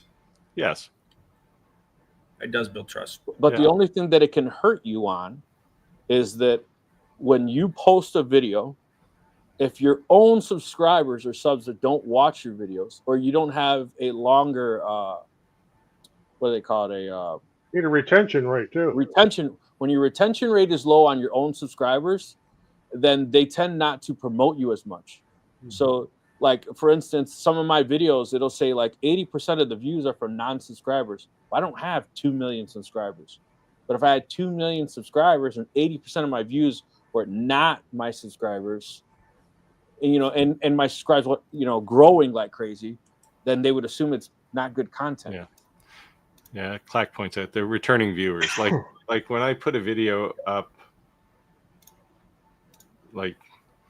sometimes it's half of the people who subscribe to my channel watch it, right? Returning viewers. It's hit or miss, though. Sometimes it takes a while, but sometimes it takes 6 months for them all to catch up. But but it's getting better recently. Like I see more returning viewers. So Steve, I know the same company reached out to you that reached out to me that wanted us to take this YouTuber course promotion thing. Yeah. I don't pay much attention to this. Yeah, I don't know. I was debating it. I was thinking I was going to try it for a month and see what happens. Yeah, You know? I don't know. I was reading a lot of the reviews and what they're saying. These one-on-one coaches, you know, I guess it's hit or miss. You get a good coach or not, right? But Yes. everyone on the roster is somebody. Like you go to their names, they are YouTubers. Yeah. You know. Yeah. So I think I might try it for a month and see what happens. All of a sudden, you see me, you know, my views go crazy up or something. Then whatever. Yeah, I'll let you spend your $100 and then you can tell me how. Yeah, I thought it was 100 or 125, right? Something like that. Yeah, something like that. Yeah. You know, and sometimes you can put a video up that has really nothing to do with your channel. It's just kind of off the wall topic. I did one not too long ago here on the luggage tag scam, and I just looked here, it's got 48,000 views already, and the retention rate on it is 86%. Right. So you know that one's going to pay a little bit. Plus, I have an affiliate link in there, and I know that a lot of people hit that because the Amazon link to those tags, they sold out. Yeah, the interesting thing is, like, obviously, being a YouTuber for 5 years, like, I know click rate, I know retention, I know watch time, I know returning viewers, like, I know, like, all this stuff. And to do that many views in a year, obviously and my retention rates are, I bet if we compared, they're very similar. And returning viewers, Steve, the way you described it, it's very similar to mine. And I think it has more to do. So one thing that I think it has to do with is demographics, viewer demographics. Yeah. You know, age. You know, there's a lot of different demographics, right, that people are trying to get in front of. Yeah. But the interesting thing is, like, Steve, throw you out of it. You're in a different country, whatever. But like Clack, for example, no offense, Steve. No offense to my Canadian friends. The interesting thing is being geographically similar, right? I'm in Kentucky. He's in Alabama. And having a 3 or 4x difference in RPM with similar content, similar niche, right? He has Shapeoko content, you know, items that sell content, very similar. And to have a 4x difference in RPM really has me baffled in what actually. So I'm gonna do a ton of research. I probably won't sleep tonight, but so Clack, before I don't sleep tonight, confirm that you're looking at RPM and not CPM, because my CPM on my CPM is looking right here. Clack, Andy just said, "Hold my beer." He's on his way. He's gonna drink in the garage tonight. He's gonna learn something tonight. Where's my CPM? I just saw it.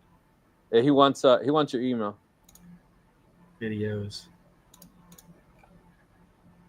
He's gonna send you a screenshot. My CPM was similar to your RPM. So yeah.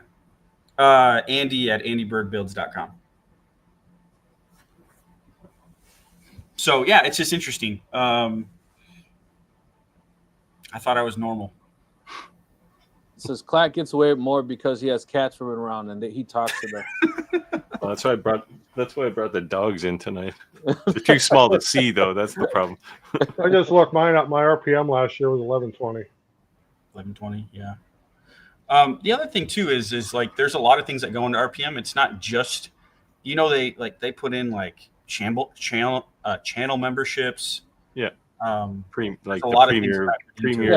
Yeah, I just got a $200 bonus last month. Yeah. Because I posted 2 members only videos. Yeah.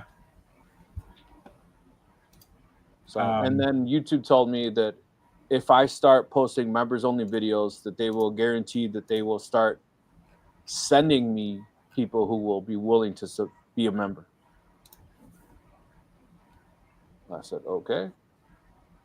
But that was part of that board thing I was on, or I'm still on. Yeah. So yeah, so I got $200 Yeah, bucks. so my CPM is $20.37. So that's how much advertisers are paying. Right. And then RPM is what you get paid. And RPM is what I'm getting paid. So why am I getting paid 25% of what advertisers are was it paying? Something you said?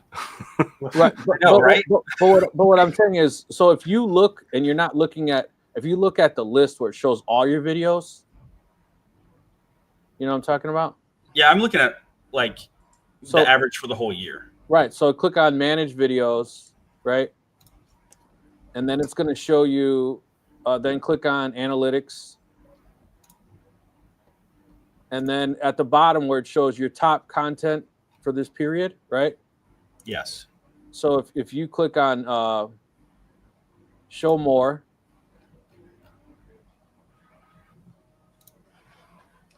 and then click the plus and show your RPM and your CPM, it'll show you for everything. Did I go too fast?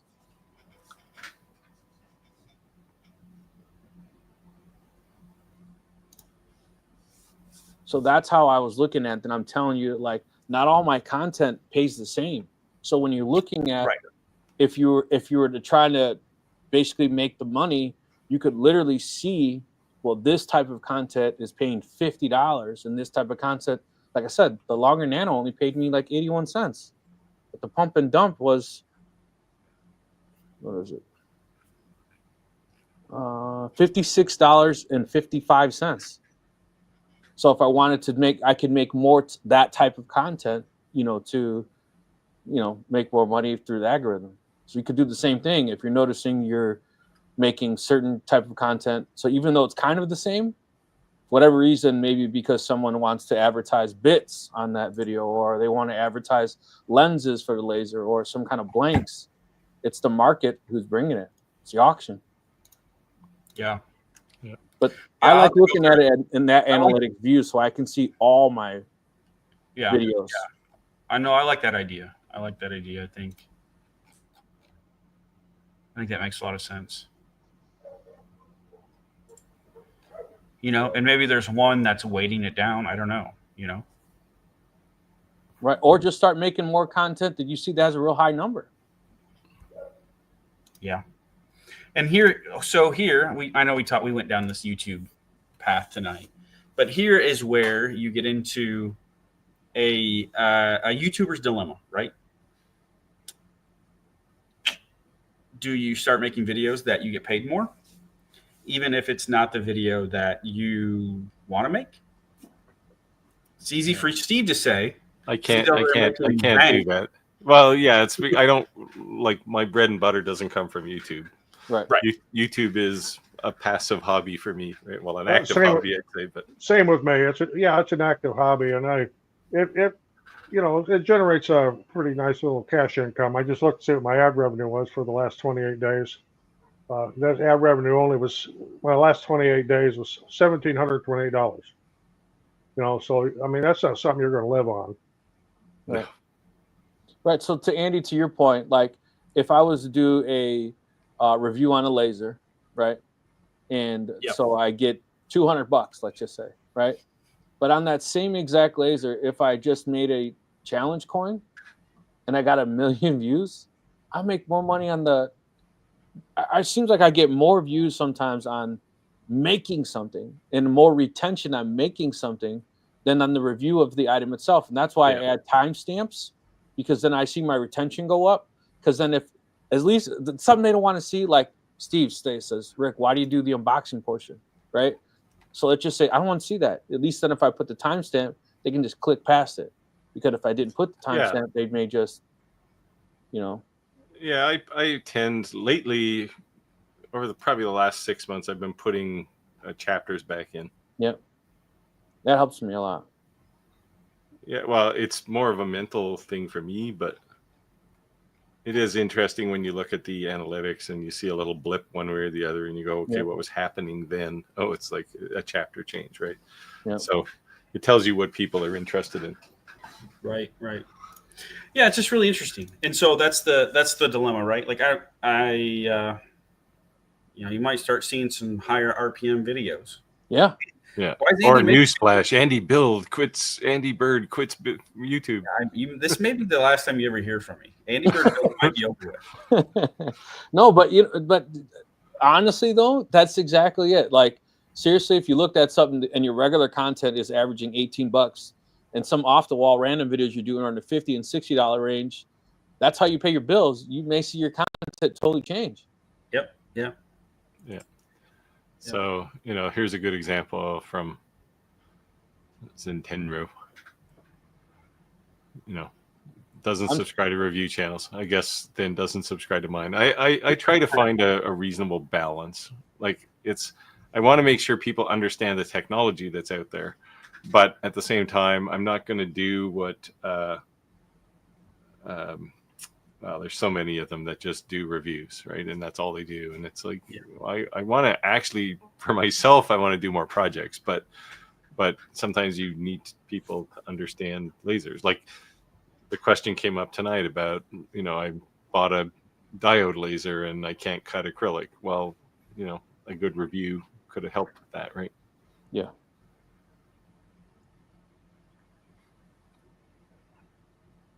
No, 100%. The other thing is I think like with review videos, you think about.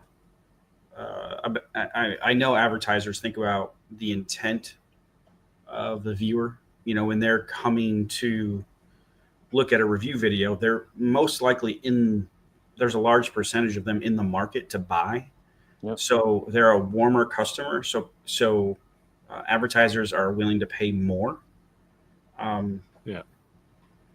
At that point, right, to get in front of them. But yeah, it's just really interesting. It's wild. Like, so have you guys heard of Time to Make Something? Yes. So he literally goes on YouTube and was crying, like literally crying. I'm losing my business. Things aren't going good, like venting, right? But like losing it on, and going through his growing pains on YouTube of a cash flow issues, problems. He's trying to expand his business. So sometimes that, whatever. But then today or a couple days ago, he posted a video that said he's like over $8 million. And I'm like, I'd love to have your problems. So when you're saying when you're literally in tears, like you're having cash flow problems, you make $8 million this year. Like we have a different mentality what a cash flow problem is. You know what I mean? Well, he could have blipped from 8.1 down to 8. You don't know. Right, what up? $8 million. Next time you cry on YouTube, I'm gonna give you hate. I find the best way to survive YouTube is to not pay a whole lot of attention to what other YouTubers are doing, right? Like on a revenue perspective, right? Yeah. It's like, I'm not going to be Mr. Beast. I don't want to be Mr. Beast. I'm happy to do what I do, and hopefully I help people. That's all I care about. So, but like, look at Matthew Peach. You know Matthew? Yeah. He actually even said he was interested in joining one of our lives. All his content, when you watch his early content, it was like on tools and certain tools. And now all his content is just based on projects, right? Yeah. And I asked him one time, like, don't you have a laser? And what's cool about him is that he has like badass tools, right? Because he is a woodworker. But his YouTube channel, he doesn't always pull out these flashy tools because not everyone can afford that. Right. Yeah. And that's always the tedious balance, especially in the laser business, right? Like a lot of people who watch my channel, some of them don't even have a laser yet. Some of them have like an entry level laser, and then you pitch like a $5,000 laser at them, and they go, "Wow, geez, this is out of my realm." But and you have to be sensitive to that for sure. But at the same time, it lets people know what's out there, because if they actually do want to turn their side hustle into a business, then you need different equipment, right? You can't make it as a maker with $100 diode laser, right? It's just not going to happen. Right. Yeah. And that's one of the reasons why I've got a lot of dominoes had to fall to have the space, but I have the Shapeoko in the shop now because the Avid, isn't relatable to the average person. And I completely get that. So, most of my stuff is going to be done on the Shapeoko now. Some bigger, like everything that fits on the Shapeoko is going to be done on the Shapeoko. If it doesn't fit, then we'll use the Avid, obviously. Right. That's cool. Yeah, so I think I hope by the end of this week I figure out I think I'm down to 2 different selections, and I could have had a decent, I could have had the smaller one, the Infinity. Yeah, but I didn't want it. Yeah. Because I accept those terms and then they send it to me, and all of a sudden I'm obligated to certain things, and that's not really what I wanted. So I'm not going to go down that road. You know what I mean? But I did hear, Andy, what you said. Ask about the affiliate codes because not everyone gets the affiliate. But I think Clack's an affiliate. So for which one? For the are you? That's the Shapeoko. Yeah. Are you an affiliate too, Steve?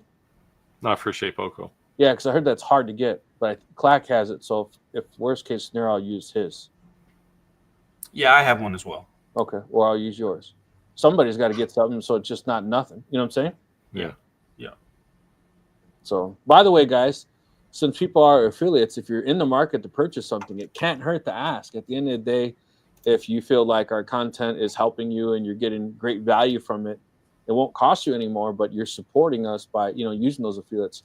So if you're looking for an xtool, you're looking for an Atez or whatever it may be, it can't hurt to say, hey, are any of you an affiliate for this? And if we are, I'm sure they'll provide a link. Yeah, it makes my day, actually. I've had people say, hey, I'm going to buy this. Can you give me an affiliate code? It's like, yeah, of course. Like, it's cool, right? Thanks for helping it. Yeah, absolutely. Yeah, it's nice that what that really means is you're kind of clicking as a community as opposed to just somebody standing at a podium and saying, hey, here's what it is, and take it for what it is. So yeah, and really that's, again, all I really care about is like the community aspect, right? It's like I like getting them, I like subscribers, but if I can help someone, that's all that's why I'm there, right? I gotta laugh at this next comment. It's first he said, do you guys do reviews occasionally? Obviously, he doesn't watch any of our channels. They asked that. And then the next comment was, I watch Aurora Tech channel, no offense, but she makes better reviews than any of you guys. I've watched that channel before, and I am tempted to think those are paid reviews. And we've all been offered money to do reviews. Yeah. And I always turn them down. You want me to do a review of a certain product, and you supply the product, fine. No, you don't get to see it ahead of time. No, I'm not going to sign a contract. No, I don't want any money for doing it. It's going to be honest and unbiased. I say yes to the last one, but no to all the rest. I say pay me, but I'm going to give you my honest opinion. So for a straight up review, I generally won't take money because that forces me to be biased. But I have done partnership things. I've done things with xtool where it's like, I'll use your laser, you can pay me for that, but I'm making my project my way, and and I don't mind that. It's like they're not paying me to review their laser, they're paying me to do work and happen to use their laser. So that's called product placement.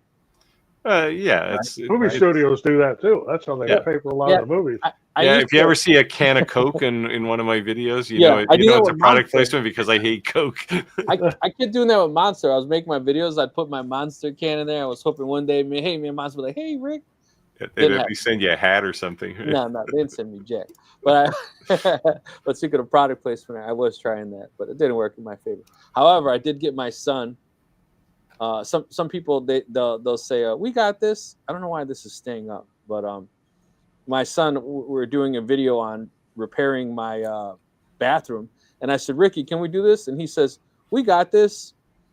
And I got a message on Facebook from Nike saying, hey, whatever. And I said, I don't believe it. There's so many fake accounts saying you work for Nike, whatever.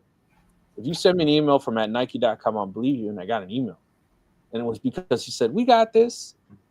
So, so my son reviews their shoes, which is kind of crazy. Yeah. Does So he make more money than you yet? Because then your 15 years becomes nothing, right? well, yeah, You it's can kind of funny. retire. He can look after you. It's kind of funny because Columbia, the clothes line, they just reached out to me too, and they want both of us to do the reviews. So we'll see what happens with that one. I just started. Jeez, we're gonna see you on a commercial on the news some night. Yeah, yeah. So the idea with Nike is Nike will send you shoes, and they're for kids, and they want you to see, are they comfortable? Do they wear? Can they put them on by himself? Does he like them? Does he think they're ugly? Does he think they're cool? They ask you like a real kid's opinion. Yeah. And then when you answer all their questionnaires and then send it back, they have to receive the shoes back. Then they pay you, but they won't pay you until they receive the shoes. Huh. Because I guess they're probably checking for wear and stuff on them, right? No, because you can sell an unreleased version of a shoe. Oh, that's true. Yeah. Yeah. Yeah. Sneakerheads are all about shoes that never come out. Jeez, Right? maybe I could sell some unreleased lasers. There you go. You got a market for 5-watt lasers. I've had a few unreleased lasers in my shop. Yeah. I don't mind. Sometimes I get to help companies too. So yeah, I think we stirred up some coals under Andy.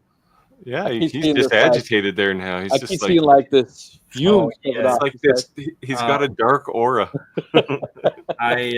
My complexion's probably changed because I'm keeping it inside. But the demons are coming out. My poor wife, she's gonna get an earful in about 7 minutes. On why she doesn't make better videos? No. Hey, sometimes 7 minutes is all you need. What's that? I said sometimes 7 minutes is all you need. Hey. But anyways, I with all this talk, I am very fortunate to be able to do what I do, and I'm not hurting. I'm not desperate for much scraping by. You know, as he sits in front of like a giant laser in behind him there. Yeah, you might see this sold if my RPM doesn't go up. Yeah, big for sale sign on the Hey, back. guess what? He's got 1,000 RPM, and he's hit it with a baseball bat. Yeah, if you want to go viral, just take it out in the yard and beat it with a hammer. Yeah, no, you don't want to go viral. RPM, they're paying me a penny for that. Yeah. But no, I am very blessed to be able to do what I do, and it wouldn't be possible without so many people's support. Regardless what YouTube's RPM is or whatever it is, like, regardless of that, I look at viewers like they're real people watching the video, and that's truly what matters. I mean, it is disturbing when I hear other people getting 4x for a view that I'm getting. I mean, I think anybody would be a little disturbed about that, but I don't know if I don't know if you should be disturbed because the algorithm does some weird things sometimes. So it's just, I think I'm gonna live. I will live a shorter life because I've decided to be a YouTuber. Maybe it's because you don't do any reviews. Yeah. And YouTube probably has it's probably some conspiracy. I'll start this conspiracy that YouTube only pays you more if you do reviews. There you go. Every laser company, send me a laser and I'll review it. Oh, jeez. Be careful what you ask for. I'm going to just take a picture of my inbox tomorrow morning. Like a UPS truck, a tractor trailer unloading in your yard. $8,000. Yeah. No. Jokes aside, thank you all for your support. And I hope you find value more than $4.50. What I do. But you cherish that. You cherish every penny. Yeah, I do. Literally, I have a family of 4, and it puts food on our table. Yeah. $4 craft. You don't have craft dinner. Kraft mac and cheese. Kraft mac and cheese. But it is interesting. Like, even if you think about, I know we're going to wrap up here, but if you think about like what YouTube is paying for one view, right? Like, even take your high number, you have to divide your $18 number or whatever it is by 1,000, and that's how much you're getting paid per view. Yeah, it's fractions of a penny. Fractions of a penny. Yeah. And to the point of what you're saying as well, so you have all these kids now. You're asking them what they want to do for a living, what they want to go for college for, and they're like, "I want to be an influencer. I want to be a YouTuber." They don't realize like There's money to be made. I'm not saying that, but go to college, okay? They're getting maybe it become a trained. YouTuber, do that on the side, and if you make it, and you're one of those freak of natures that become a billionaire, great. But don't not go to college. Don't not pursue a career because you think you're gonna be a YouTuber. That's just my advice. Yeah, I equate that. I mean, it's interesting that it's become a job, right? Yeah. That it's an identifiable job. But I would equate it to like professional athletes, right? Like how many people have put their kid in baseball or hockey or something, saying, "Oh, he's going to be a star," only to realize that like 0.01% of people actually who play a sport make it to professional level, right? Yeah, and I got a feeling it's going to be the same with content as well. Yeah, and I think that the top 10 right now on YouTube, they're not new YouTubers, so they started early on.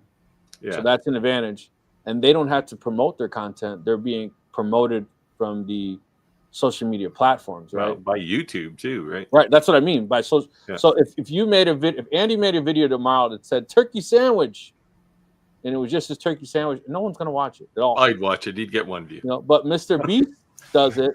Yeah. They'll get 5 million views. You know, Well, no tags, Yeah. no description. Not just wrote turkey sandwich. You know what I mean? Because they're promoting him. That's the difference.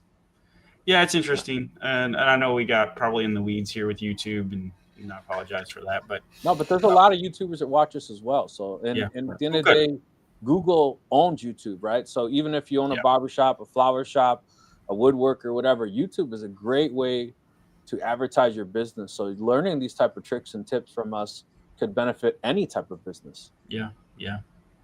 The I mean, to put it in perspective, like I've got my silver 100,000 subscribers. Let's see it. Pull it off the wall. Come on. Let's give you a little shine here. You don't get paid anything for this, by the way, but I do have this forever. My grandkids are going to pull this out of the attic one day, and they're going to be like, "Grandpa was a YouTuber?" That's what I picture. Steve, do you get those for OnlyFans? Sorry? Do you get those for OnlyFans? No. I saw a post on Facebook today that said the average OnlyFans makes like $8,000 a year, but then they were showing like the top 10 that made like 65 to 85 million a year. Yeah, but YouTube's the same way. Like It is. Yeah.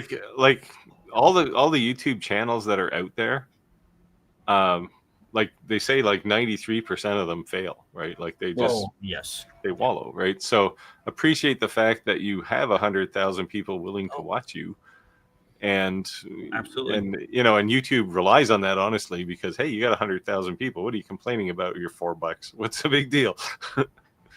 Call me, YouTube. I'll complain. Call me. There's only, and I looked this up a couple years ago, but there are roughly 520,000 YouTube channels with 100,000 subscribers or above. Yeah. Only 500,000 in the world above 100,000. So you put that in perspective. Yeah, I think if and when I get to 100,000, I'm going to have to retire because I don't want that kind of responsibility. You can handle it. So what am I at?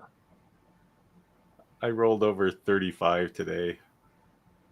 I mean, that's huge, man. There's probably a million people. There's probably less than a million channels in the world that have. Well, I'm not complaining, although Clack rocketed past me, so Yeah, mine says 45.7. I'm just shy of 42,000. Nice. Yeah, so growing and growing. Yeah. But I definitely think it helps growing a community like this as well. This is great. I mean, we're talking about thousands of subscribers, and I'm excited about 300 members of our Facebook group. You know what I mean? Yep. But it's growing a community for sure, and so a selfish plug if you're not already a member. We need to all go to Zintenro's channel and subscribe. Zentero, is that your YouTube channel? This is the guy who was saying that we all suck. Well, you know, Like, everybody's entitled to an opinion. We might actually suck. I've been called a lot worse on YouTube. So I got 4 subscribers. All right. Well, hey. Yeah, we got to start somewhere. Clack is complaining about his bad knee. Well, it's not slowing you down, man. Clack, the man who comes out with 25 videos a week. I don't know how. Well, yeah. So my only consolation, like I'm happy for Clack. My only consolation that he's rocketed past me is that it took him 700 videos to do it, and I've only got 250. So. Ooh. Am I the first? Yes, I am the first subscriber on Tenro. Oh. When you make it big, man, I was number 1. Okay. Don't trash us anymore. I'm joking, but I am number 1, by the way. Yeah, hilarious. Good times, though, man. Where's in town? Well, you only got 1 video. Hey, I'll subscribe to. there you go. Look, you literally doubled your subscribers from the guy. Yeah, you got an infinite number more now than you had when you joined tonight. So. Yeah, like you're rocketing, like Yeah. See what happens when you say we suck? We support you. right?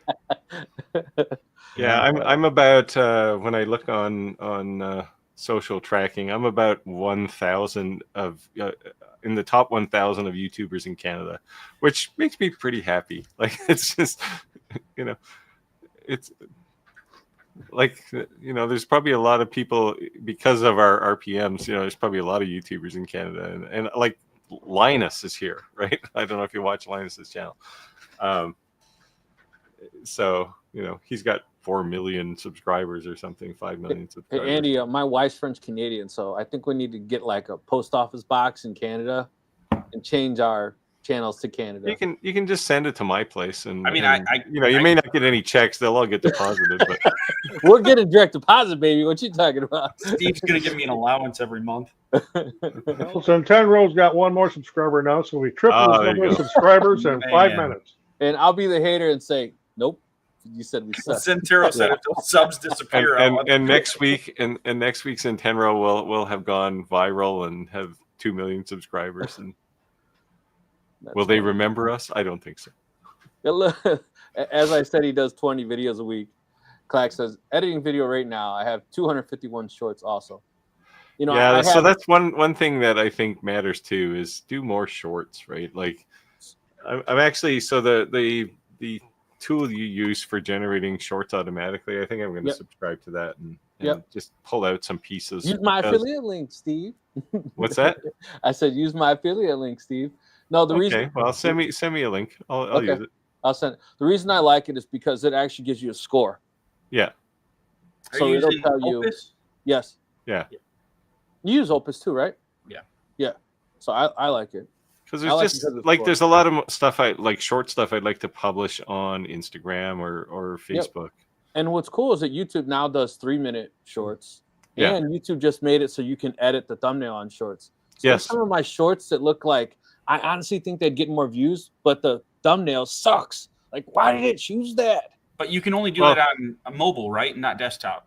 No, you can do it on. I think you can do it on the desktop now too, as of today. I tried. I got an email 3 days ago that said it. Okay, I tried on Monday on desktop and it wouldn't let me. Okay, yeah, I think it literally just came out this week. I think. Yeah, this week today. Sure. It might have been today. Yeah, I got the email. I just haven't tried it yet.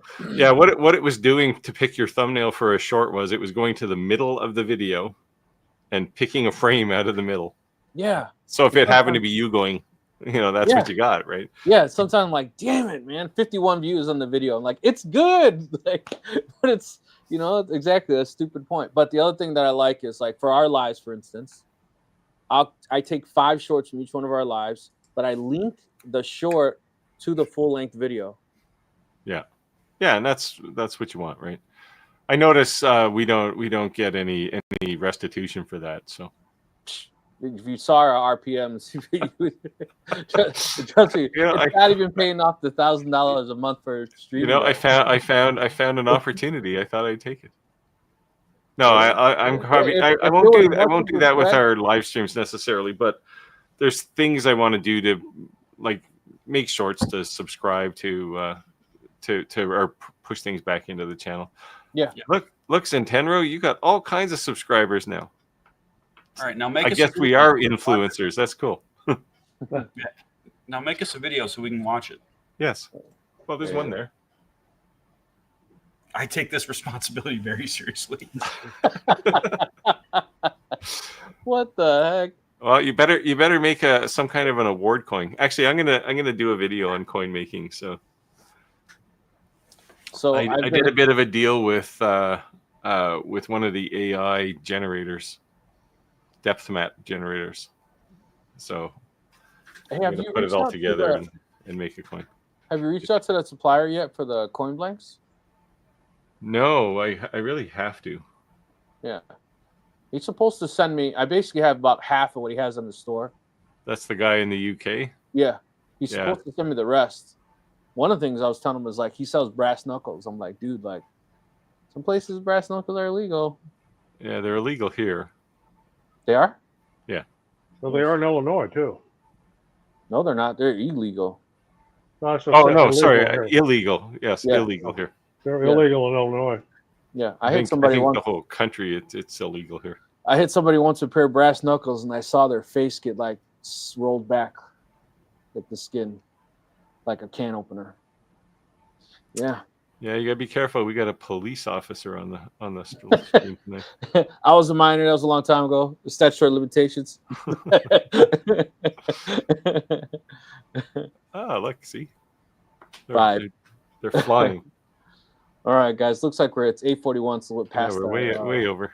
Way over, but get some sleep. I have to do some videos to keep up with Clack. But it's good discussion to see the difference in RPM and CPM. So you can see if you're starting out a channel and you may be discouraged on what you're seeing and the rate you're seeing. Understand that it's based on the content, and if you're seeing obviously someone larger with falling like Andy with scoring 10, just stay motivated, and stay dedicated to the grind. It'll pay off in the end. Maybe. Okay, this is hilarious. Actually. Okay, well, this guy's got to get going here, so I'll see everybody here next week. Yeah. Take care. All right, we'll see y'all. Right. Thanks for being here. Thanks. Bye. Yeah, I think you burned Andy up. Maybe. See you, man. He's heated. Yeah. See ya.